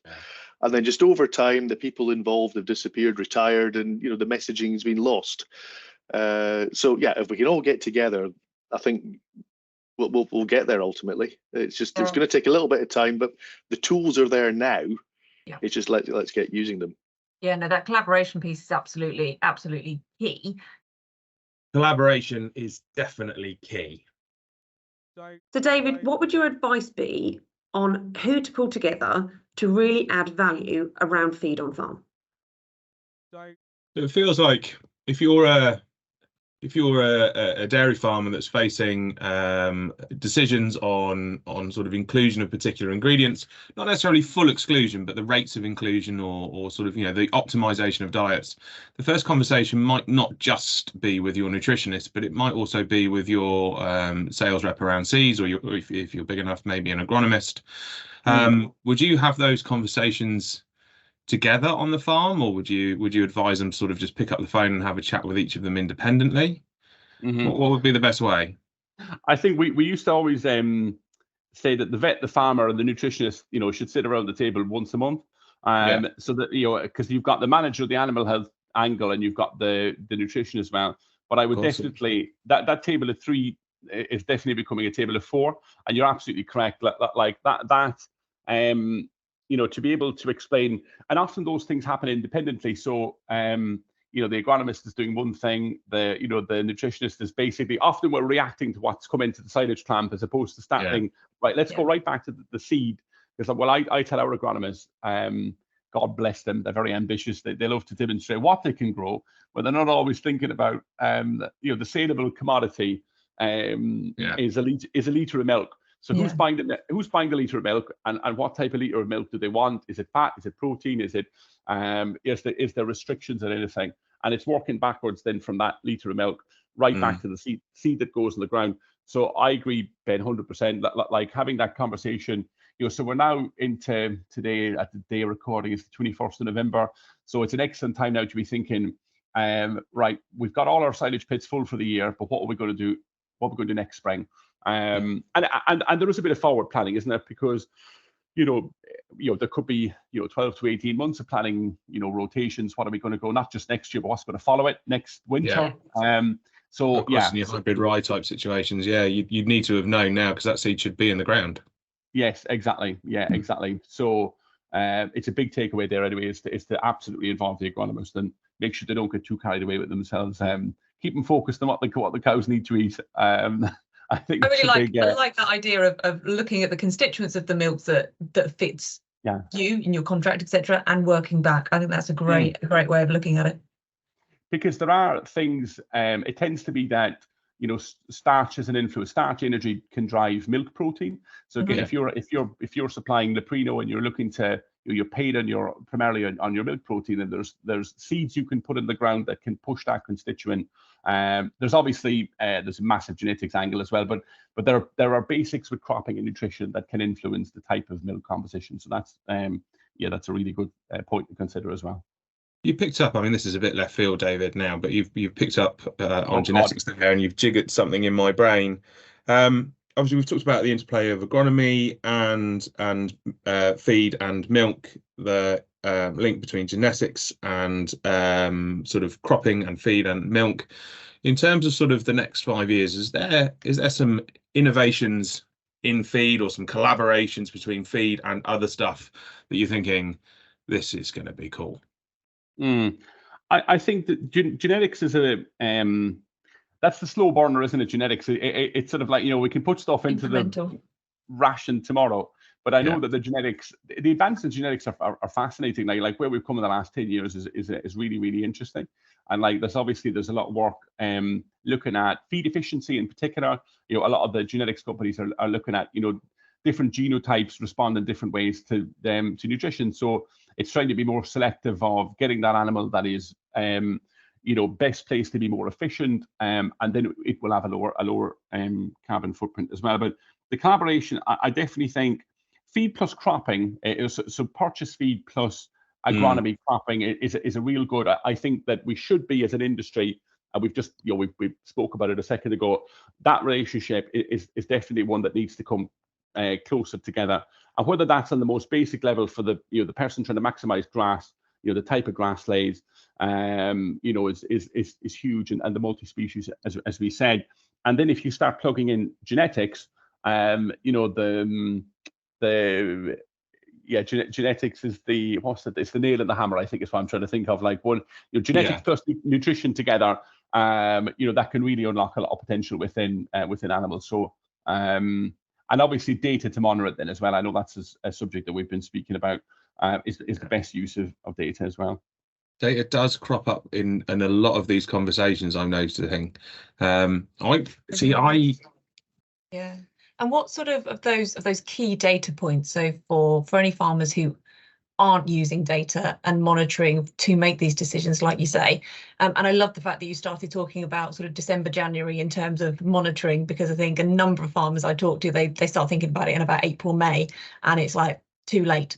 So what are those key data monitoring points that are really a necessity and a no-brainer to enable these decisions to start being made? Yeah, so I guess the first one is to start looking back at the weather of the previous year, trying to see if there's any kind of patterns, and knowing the area that you're in as well. Because where I'm sat today, we've got one silage field which is just out the front there, and there's another one 20 miles away. So those fields will actually be in very different microclimates. So thinking about the spread of the fields, and then also monitoring the grass in terms of growth. Does it keep growing over the winter? Is there anything you can do with that? And then start from at least February time, really, take a pre-cut grass sample and see. Maybe monitor it every 3 to 4 weeks, and then increase the monitoring of those pre-cut samples so you can see what your NDF is doing. And when it starts to shoot up, I mean, you should have had the conversation with the contractor to say, I'm thinking about going around this time. So almost get yourself to the front of the queue, because it really is a whole team and chain of events, isn't it? Yeah. Is there anyone out there, Liz, providing stuff around grass quality, grass growth rates and bits and pieces for those that aren't maybe sort of geared up right at this minute to suddenly start doing all sorts of bits and pieces? And yes, dare I say it, to get a bit of an insight as to whether or not they should. Yeah, so a lot of the feed compounders have access to our laboratory, and that's where we do a lot of the analysis in terms of pre-cut and monitoring the growth, and sending out reports. So yeah, a lot of the feed advisors also offer that kind of service. So we kind of almost split it into silage making, but then also when people want to turn out as well, because you can, people had cows out very early this year because it was dry, and then brought them back in. Well, but for again, a bit, yeah. but again, it's all about making those decisions. Like, do you need to be buffer feeding at this point, or no? There's enough grass, right? Or when should we bring them in, and when should we feed that buffer feed? It's almost allocating the forage as well, and not just allocating on a winter, allocating on a year. Yeah. We've talked a lot about protein, and I think in any of these pieces, protein tends to be the big conversational point. I've heard people sort of say, if you want to increase yield, feed protein, which many of us now might sort of go, oh no, definitely not. But you've mentioned fibre a couple of times. You've mentioned energy, but fibre in particular, it feels to me is one of those that sort of it's a little bit forgotten, but actually is such an important nutrient going forwards. Is fibre, with the changes in legislation and bits and pieces, is fibre potentially at risk as well? And should we be a bit concerned? Yeah, so I think it's a bit unclear at the moment, but soya hulls are associated with soya. So therefore, we either need verified deforestation free, or certain people, according to contracts, may not be able to feed soya hulls, which is a really important fibre source in the UK. However, there are other fibre sources, and again, in terms of balancing the diet this year, maybe we won't have problems because the forage is quite fibrous. But in another year, the previous year, some people had really fiery forage. So, just thinking about putting potentially straw into the diet in that situation. But overall, as a fibre source, you've got your beet pulp. Also can look at other waste products. I know some are feeding bean hulls. There's also oat oat hulls, oat feed, and then wheat feed is quite a nice balanced source of protein, energy, fibre. So again, it comes down to decision making and really looking at what that farm needs and the size of the cows, and then also the rumen throughput as well, because some of these animals with high dry matter intakes have quite a quick rumen throughput, so may need slowing down slightly, and others, bigger cows, the food stays in the rumen for much longer. I suppose given the number of possible ingredients there, again, this is going to sort of, the availability is going to be reflective of geography. So this is another reason to have that conversation early on, I suppose, with your feed advisor. It's not just what would we like to feed, but what is available long term. Yeah, and then practically what can they do through the mill as well? Like, there will be mill constraints on how much some of these bulky products, like can they be pelleted, etc. So I think I suppose the key point would be to have an open conversation, and neither side just say, no, I can't do that, or I must do this. It's having that open conversation and really thinking outside the box, really. Now, Marcus has been trying foliar feeding to improve forage yields, in turn reducing his need for purchased feed. We can discuss if this investment is really worth the return. Over the course of a growing season, I mean, there's the expense of the self-propelled sprayer potentially there, but is there more work in sort of getting it out there, and that might be a barrier to people? Is there more cost that you've had to sort of try and work at offsetting through less fertilizer? I mean, where do you end up in net balance with foliar feed? Is it hard work and cheaper, or is it just all work? Yeah, I mean, it's a really good question.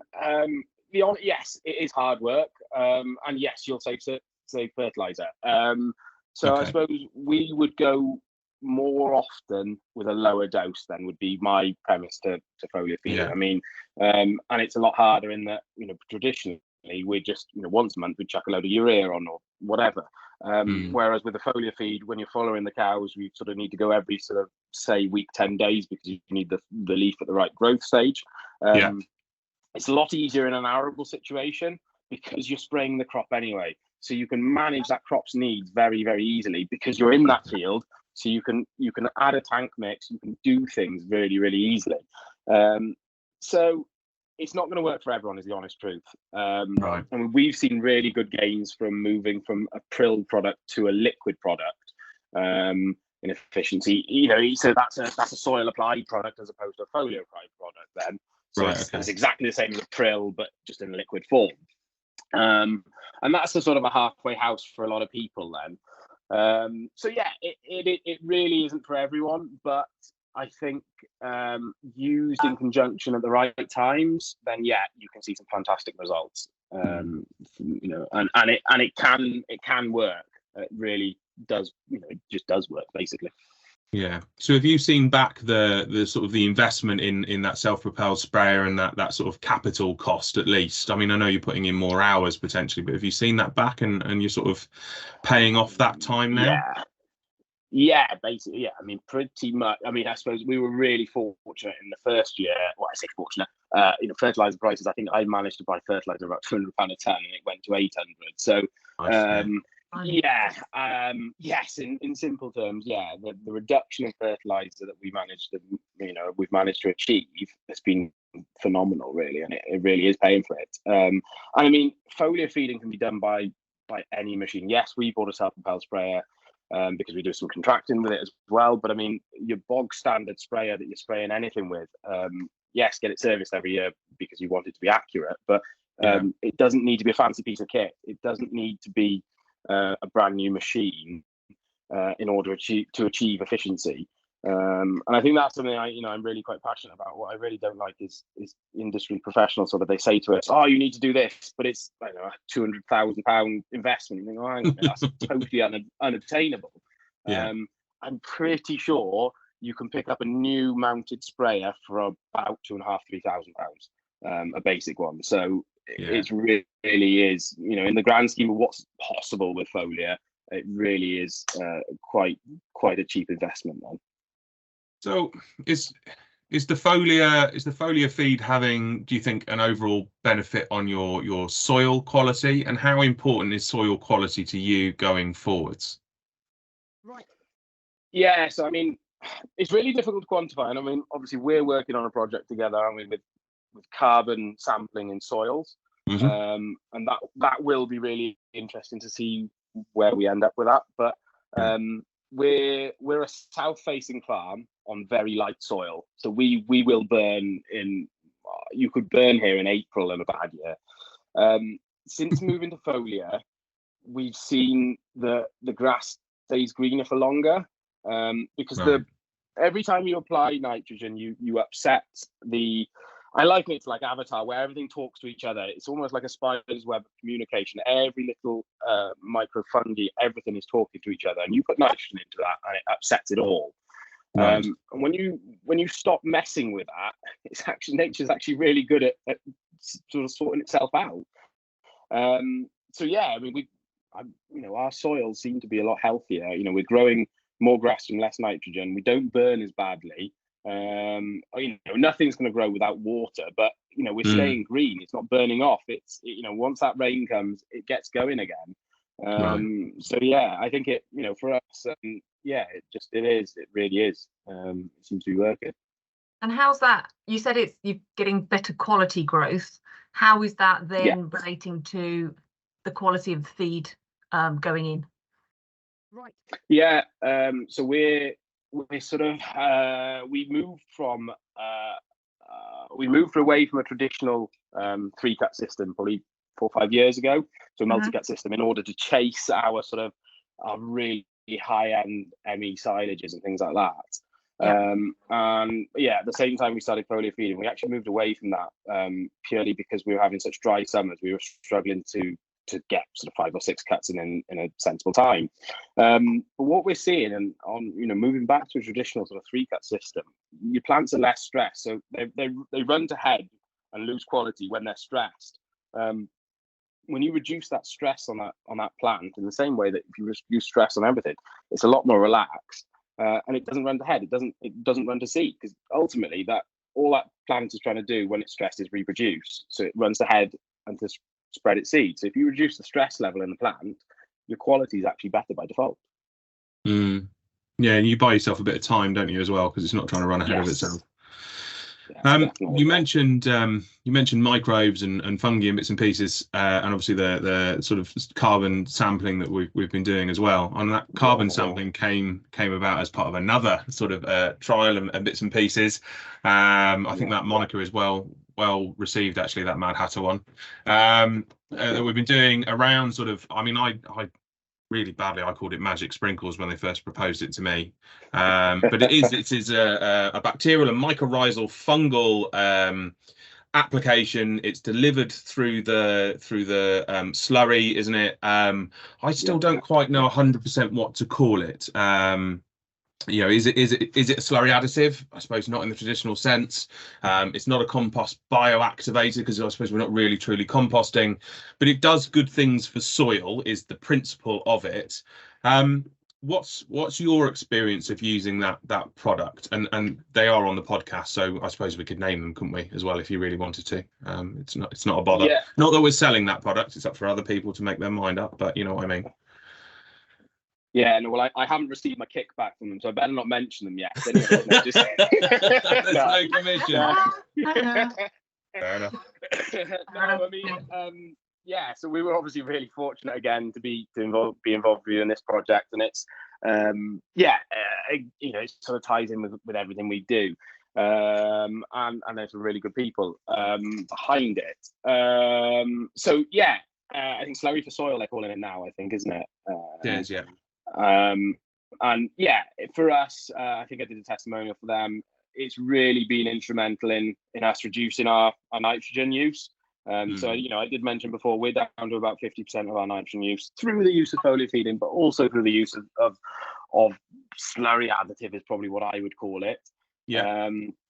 And we've seen some pretty impressive results, and it sort of when it turns up in a bag in the post, you think, oh, and this is going to treat my whole lagoon. You sort of start to question it a little bit, and it does look very much like magic sprinkles. It does. But it works. It's there's some science in that bag somewhere. I mean, even if you ignore all the other benefits, at very least, there's less crust, so you spend less time mixing, which means my diesel bill's less. So, you know, if you want to ignore everything, then just take that from it. But yeah, what it's doing to the soil and everything else, and treating the slurry, and you know, from an ammonia aspect as well, there's big wins there to be had. And you know, in terms of cost, it's really cheap. I know, obviously, you know, we had it free for 2 years. I don't know why it's free to us via Leprino, very kindly. We paid for it ourselves this year. I think we got a bit of discount via Leprino again. But we would have carried on using it regardless, because we do believe it really does work. Really good product, basically. So do you know it's working because of soil tests, slurry tests, like you say, the anecdotal stuff around diesel? You know, how many ways do you know that this is working, and by what method, I suppose, is my question. Right. Yeah. So we were meant to do some slurry samples, but I kept forgetting, was the honest truth, because they sort of said, well, do it when you're mixing, but because it took less time to mix, I kept forgetting. Growth was just phenomenal. You can see if you left a strip in the field that was untreated, it really does speak for itself. Yeah, and again, cost, because it's realistically it's dirt cheap compared to all the other magic sprinkles that come down the drive, and they turn up in a fancy car, and you know, all this, you know, more people Maseratis, as we refer to. Maybe Paul's selling them on the side as well. I don't know, but you know, it is. I think it's going to cost us about 1,500 quid to treat 300 cows with the slurry this year. I mean, in terms of return, you don't need a lot in order to make that work. You know, which is it's unusual for the normal of the wacky brigade that sort of turn up with lots of things that cost lots of money and then don't really work, sort of thing. So that 1,500 quid, that's not coming back in diesel though, is it? Is that coming back in additional grass yield, or? I would say there's probably a couple hundred quid of the diesel, is the honest truth in that. That's quite a chunk. It's sort of no joke really how much it reduces the mixing times, and I suppose you know, in terms of mixing times, what we were seeing, if you were pumping over 3 or 4 days, you would only have to mix it, say, once in the morning, and it would stay sort of ready, you know, sort of mixed, or you'd have the same consistency throughout the day. Whereas before we'd be running, we'd run the mixer most of the time. Well, I think my contractors charge me £25 an hour. Well, yeah, they'll pump for 10 hours a day, so that's 250 quid a day just in tractor charges, basically. So it doesn't take long to pay back at all in that. But reduced nitrogen use would pay for it 10 times over, if not more. And reduced ammonia, which when you're farming close to people that aren't from a farming background is a definite win. And ultimately they are our customers. That's our shop window. We need to be mindful of that. There's other things we can't control. Unfortunately, we can't control the weather, so there might be some mud on the road, but we can hopefully try and control some smell aspect of it anyway, definitely. So plenty of benefits from doing things differently. We should, however, go back to David from Massey Feeds and really pick up on his thoughts on which collaborations will support changes to sort of the feed ingredients we're putting in front of cows.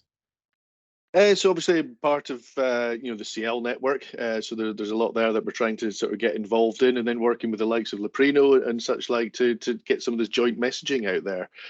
We work with our colleagues at Harper's Feeds in the south, and they've got their customer base down there with the big processors in that region. So again, it's trying to sort of talk through everything that we're doing, and when we've seen all this stuff with sustainability, we're sort of taking soy out of some diets and palm kernel.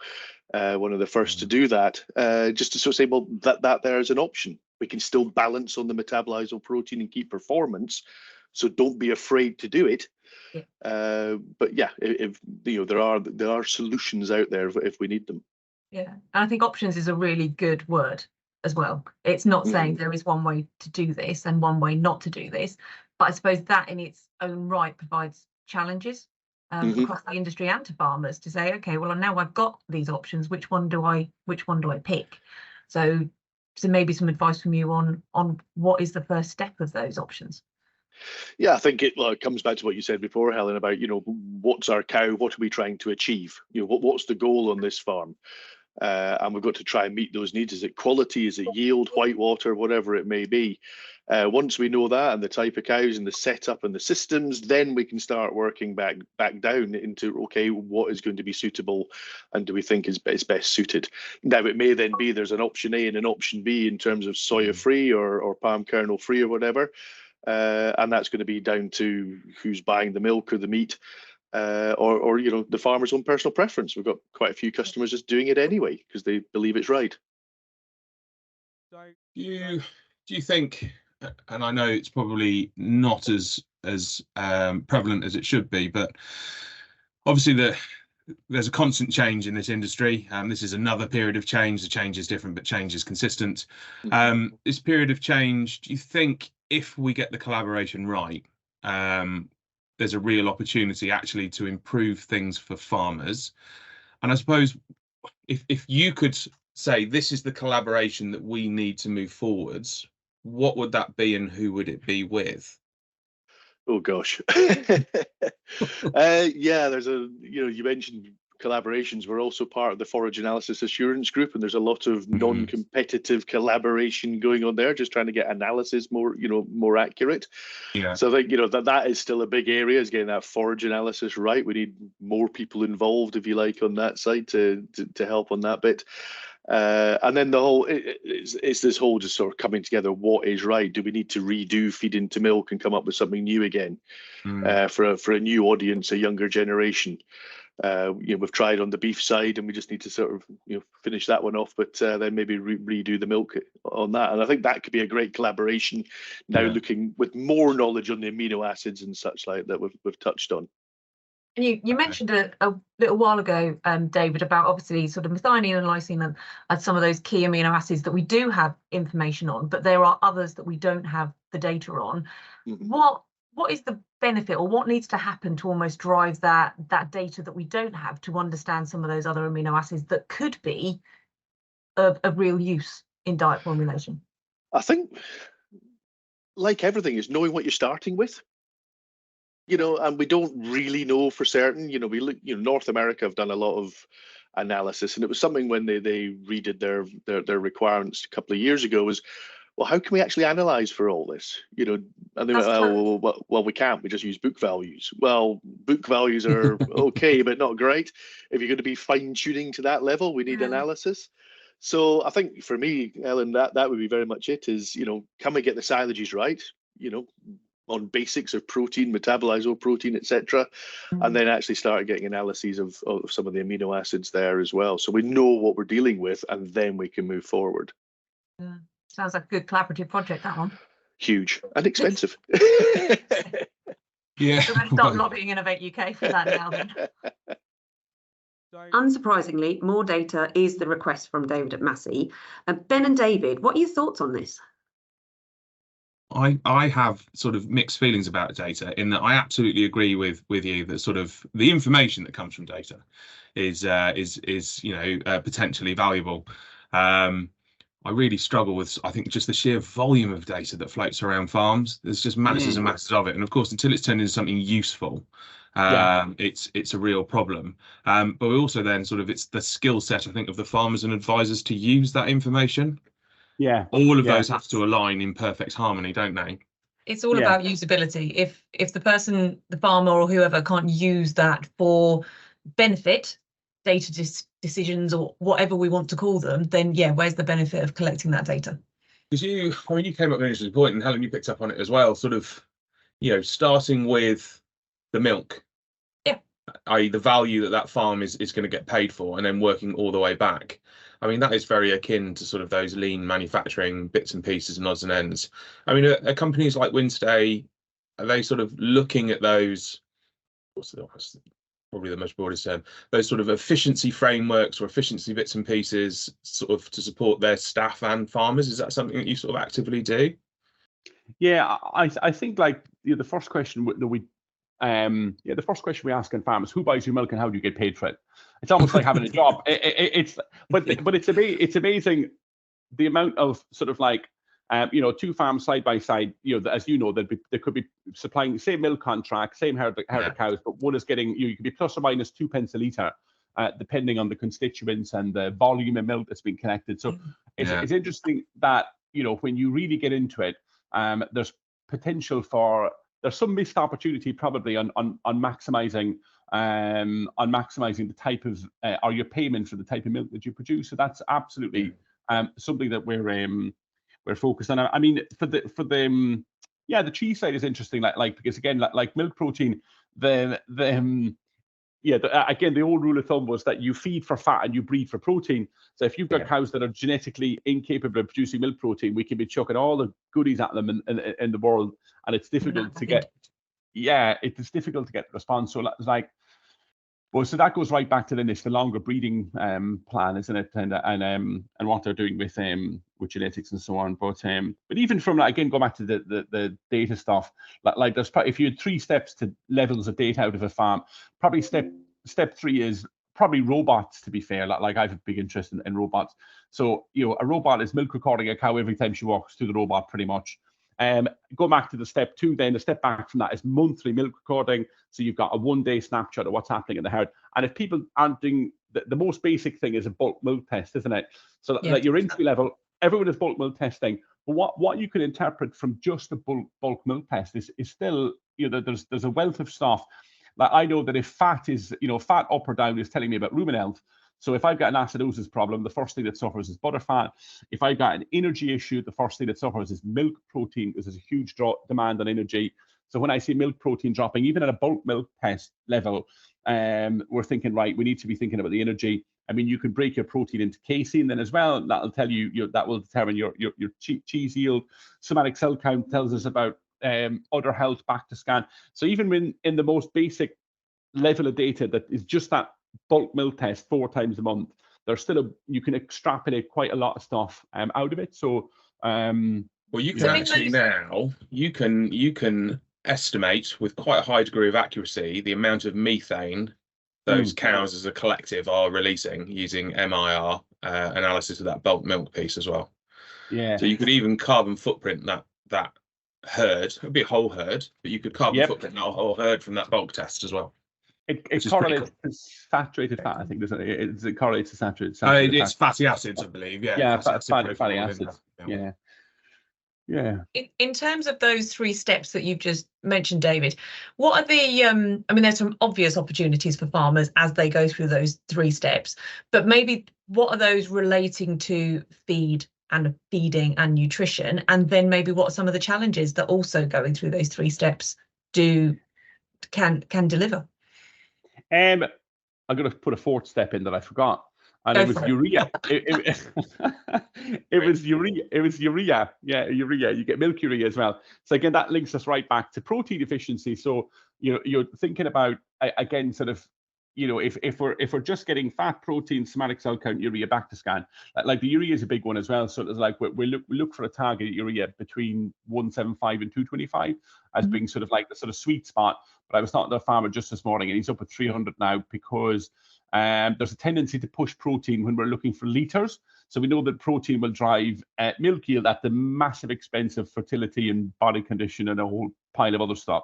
So that's something that we've got to watch. So in terms of nutritional links to those things, I mean, your fat deviating one way or the other, like there's a big link between fiber and rumen pH and the production of butterfat. So if I was looking at fat levels that were dropping, I would be thinking, have I got enough fiber? Have I got an acidosis issue? I've got rumen pH problem. And there's all sorts of, we probably call them sticky plasters like buffers and sodium bicarbonate and these things that can be put in to help those things along. And equally on protein, if you're looking at decreasing milk protein, your energy sources, starch, that type of thing, potential for amino acids as well if everything else is correct in a diet. So yes, there's a lot that can be extrapolated out from those 3 or 4 points if people know what to look for. And I think that comes down to balance, doesn't it? You were talking about obviously protein with equals litres, but you know, the opportunities for it to be impactful, or those negative consequences on fertility and all of those types of things. So that brings it back to that round of all of the people that actually, you know, farmers need to be bringing into their team, both internal and external. So you know, the agronomist is a great addition into the nutrition sort of conversation, but actually let's make sure that there are other advisors in that And pot what as would well our guests' to continue collective that top tips conversation. for going soy free be? 100%. Yeah.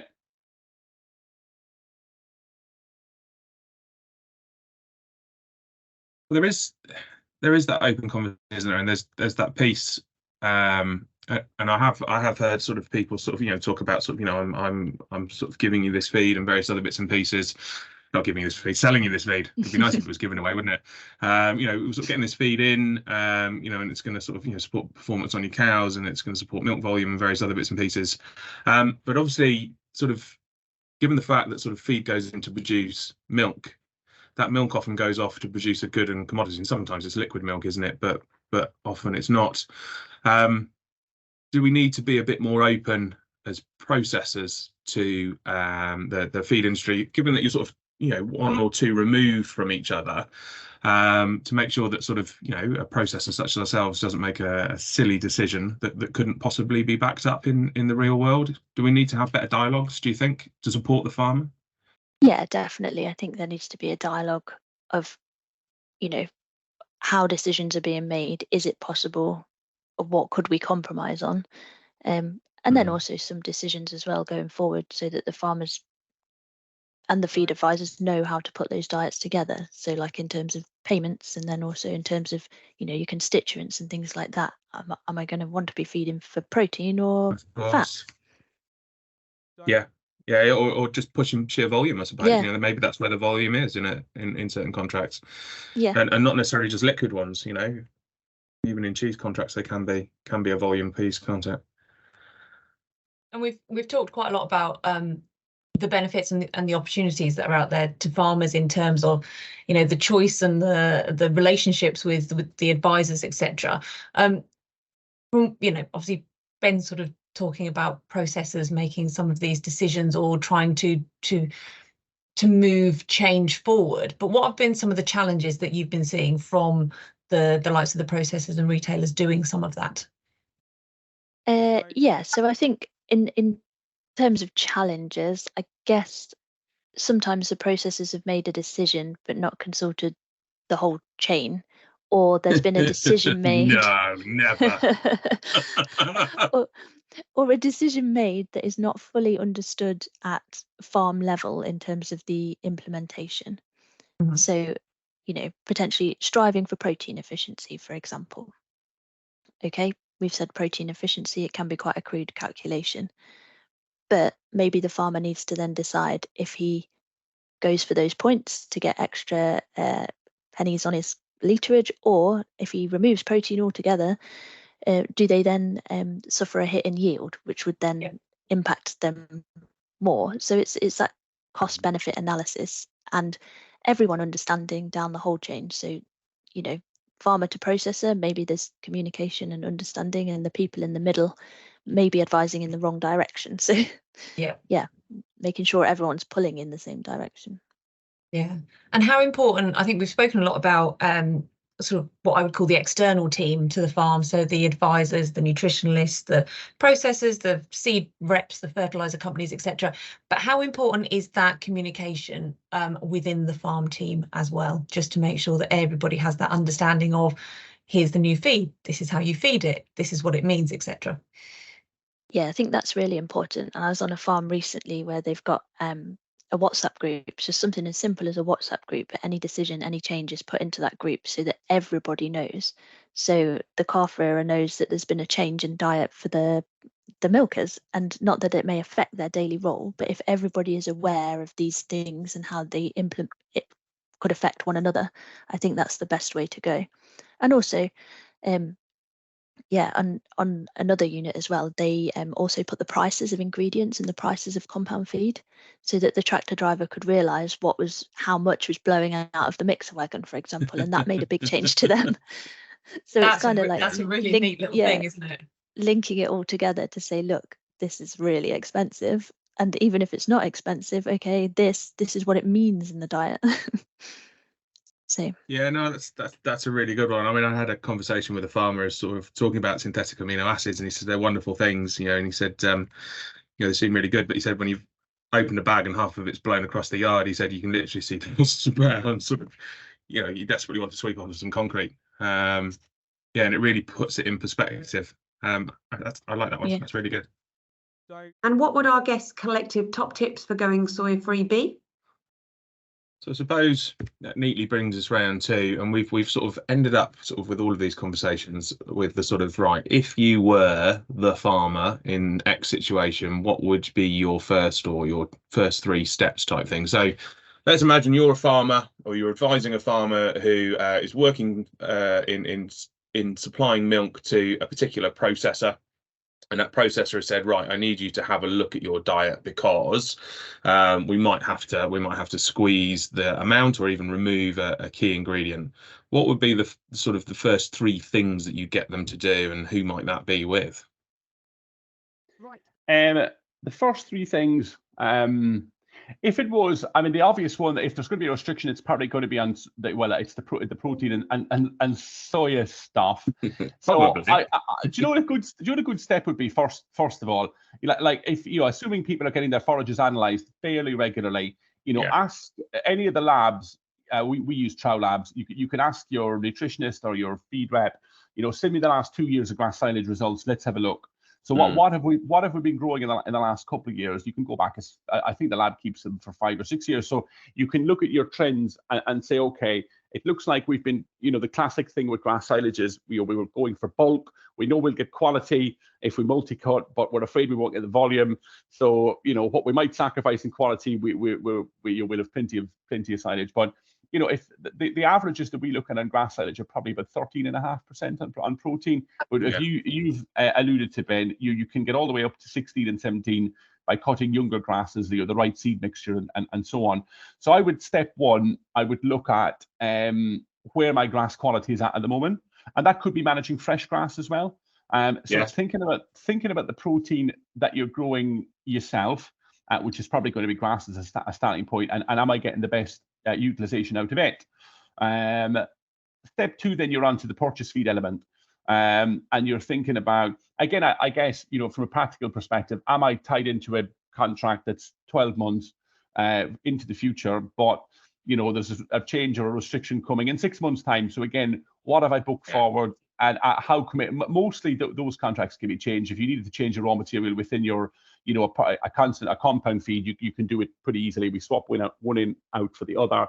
But I certainly would give, I think it's not to be sort of like daunted or nervous by the task anyway. It's like nutrition definitely has the answer to removing anything. And that sometimes, we can run out of ground maize and we have to substitute for wheat, or, sort of like there's lots of examples where we've got to, we've got 3 or 4 options on our energy sources. We've got probably 5 or 6 options in protein sources.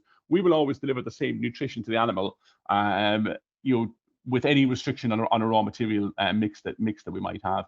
And probably, so that's the second one. And if there's any third piece, then, and this is probably a little bit more advanced, I think I mentioned amino acids right back at the start. Amino acid nutrition is we would sort of see that as being the next next major advance. It's not new to the industry. It's all monogastrics have been at it for years.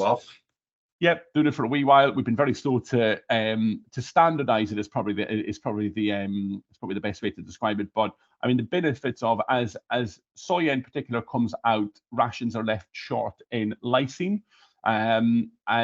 which is the second limiting amino acid. But by considering the raw material mix for lysine sources, plus if you need to add in rumen protected lysine, you can do it. So does that give me 3? I think that it does. It really we'll does. Call that 3. They were pretty damn comprehensive. So. Yeah. I did write down 3 as you were asking the question. I think pick them all off. Great job. Yeah. David, thank you very much for that. We really appreciate it. Hugely insightful, and I think that'll be of real use. Particularly, I think at the moment with I think all processors really sort of looking looking at what they can do, particularly around diet, to sort of drive sustainability. I mean, for us, it's anywhere from sort of 15 to 25% of the total footprint is that whole diet piece. So you can see soy is actually, even soy is yes, it's a big chunk, but it's a small part of even that. Yeah. So, you know, there's a lot to look at, isn't there, really? No, there is. No, that's been really good. And plus, in terms of you were talking about the sort of like the circle of advisors on farm in terms of interaction, but the interaction with supply chain manufacturing yourselves has been very valuable as well. So we understand what pressures are coming from the consumer side as well. So I suppose picking up on collaborations, it's worth having a mention. I mean, you're here because we've talked as Leprino, talked as Massey, and then obviously talked as part of the CL network. Change feels like it's being driven down through the processes to farmers. Change is being done to the farmers, which is a real challenge. You know, it's almost like people who've got nosebleed tickets want front row seats, and I can feel the resistance, understand actually the resistance coming through. I mean, I suppose first of all, what's the value of sort of the processors and the feed companies sort of having a conversation in the first place? And then, I mean, should farmers have that resistance to this coming down, or is there genuine opportunity for them? Yeah, I'll take that last one first, Ben. I think there is genuine opportunity going forward. You know, when we see, and again, it's a small minority, but a minority that becomes a majority in terms of their voice or their airtime, you know, giving us a bad image in the whole ruminant or livestock sector, ruminant sector particularly. So the more we can show that, hey, we're doing something, and actually when we get a lot of these changes, there's going to be benefit on the farm anyway. You know, things will improve, and you know, fertility or calvings or whatever. So you know, there's big pluses all the way through for that side. So I think we shouldn't be afraid of it. But it's like anything with changes, the fear of the unknown and what's coming in rumors. The rumor mill gets going, and you know what's coming down to hit us with a shitty stick or whatever coming down that way. So yeah, I think we shouldn't be afraid. We should try and embrace it. But you know, we've got to push back as well. You know, if it is the wrong thing, like, you know, some of the methane inhibitors and such, like, well, the one that's about maybe going to get approved, is that the right thing? Is it the wrong thing? And such like, there's actually potentially more important things we can do on farm to reduce our overall carbon footprint. Yeah, and that's a good point, isn't it? I mean, you've touched on a few bits and pieces there that it's worth pointing out, that sort of feed is one element of the farm, but it impacts so many of the other elements. And again, I suppose it's about system balance, isn't it? You know, you talked about fertility there. There's different things that can impact fertility other than feed, but they all connect. So yeah, so it's important to know your system.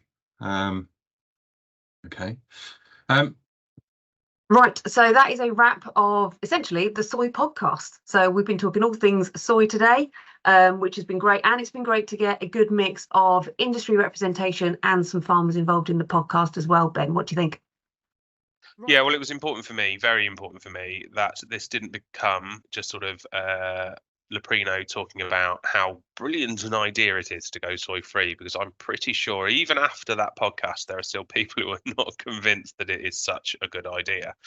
But having the farmers there, those that have actually lived it, breathed it, whether they were forced or coerced or whether they thought it was a good idea is another matter, but having their experience is important, because those are the ones that are doing the hard miles. Yep, absolutely. And I think it gave us a little bit, and hopefully the listeners, into the art of the possible. Like, we haven't got all the answers yet, but we are taking the steps. And well, you and Leprino and your farmers are taking the steps forward, as are a load of other farmers across the UK. So it's that art of the possible of, you don't have to go whole hog, you don't have to go everything at one step. There are steps towards it. And hopefully some of the examples we've talked about today have just given people some inspiration. Well, I hope so. I mean, we talk about not going whole hog, and Leprino have tried to be really cautious about this. But to give you a bit of an idea, sort of where we are, sort of, you know, at the tail end of recording this, is 25% of all volume supplied. So not just 25% of farms, and we've got loads and loads of little ones, but 25% of volume supplied in GB is soy free. And that's meal, hulls and oil, which is not a bad old job in about 18 months. We're only about 7% in Northern Ireland. We do have a bit of a way to go, but GB, or our Welsh milk pool, was always the pilot. So to be fair to Northern Ireland, they're about 12 months behind. So they've only really been going at this for sort of 6 to 8 months, really. And then we've even convinced sort of a fairly major Irish supplier to also move a proportion of their volume coming into us to soy-free. And that has been really successful so far, and a credit to them actually in the work they've done. So, you know, that's not too shabby actually in terms of it. We're talking tens of millions of litres, not a drop in the ocean. So No, it's yeah, great. we're quite chuffed. And I think the thing that I picked up from that is I was really keen, because I don't suppose I realised it at the time of asking, but sort of actually quite how engaged farmers have been. You know, we've really sort of really been lucky with sort of how engaged our farms have been with this, and obviously there's been some support, you know, provided, but it's still a big brave step. Right. But it's like you said, it is absolutely possible. I mean, listening to Liz, you know, they've been able, from a protein point of view, that, you know, there's not been a major problem. I think we're all right though to be still cautious about any major sweeping sort of plan, and that's certainly still our approach. You know, we're still committed to that soy removal, but cautiously committed to that soy removal. And that comes about not so much from the protein element, although we will have to keep a weather eye on it, but it's the fibre piece. You know, everybody on the podcast sort of, you know, said, you know, this is our worry point. But you can't get soy hulls without growing soy, in which case they're still going to come with not only the carbon element, you know, through land use change, but actually increasingly what we're seeing is reputational risk, and then the requirement to jump through yet more legal loopholes, with EU forest risk commodities coming in December this year, so 2024, and the UK forest risk commodities coming in December the following year. So we're all going to have to jump through the hoops, unless, of course, it's just not there. And that's the crux of it, isn't it? But from Leprino's point of view, what's next in terms of your soy revolution? Revolution. Well, I suppose evolution, not revolution. Don't want to do the same thing again. Yeah.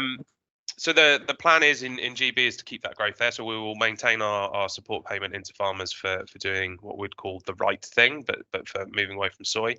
The aim is quite ambitious. We're going to push for a minimum of 40% in GB this year, soy free.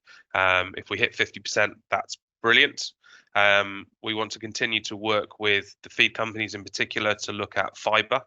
So can we directly fund and support R&D to either improve fibre sources that are currently available, or to certainly sort of provide the economic stimulus to bring in fibre sources that we just wouldn't have moved. You know, we wouldn't have gone to a ship coming out of such and such country and said, actually, can you bring that product here? We know there are other fibre sources. We've just never pulled on them because we've had soy before. So all of those economic assessments, all of those R&Ds, we want to focus and support and work collaboratively. And I suppose soy is the tip of the iceberg. I mean, we listened very carefully there to sort of David Howard, reinforced again by David Wild. These are complementary feeds. Yeah. You know, a large amount of sort of the ability to flex and adapt comes from what we're actually growing in terms of forage. So I think over the coming years, actually, it's all about supporting the forage first, and then we'll continue to sort of chip away at some of those problem commodities. Yeah, and potentially widening our opportunities within that area as well.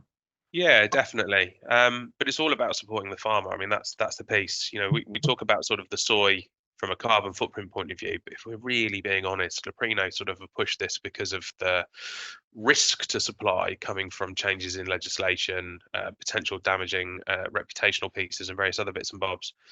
And in trying to push for an entirely soy-free piece, we're pushing the limits of sort of the resilience. We're trying to, I know it sounds hard, taking stuff away makes you more resilient, but I think in this case it does. If we can survive without it, should we have to, we know we can, and I think that's an important place to know. So yeah. And to be fair, that point sort of urges on or errs on the side of efficiency, which actually is one of the key talking points.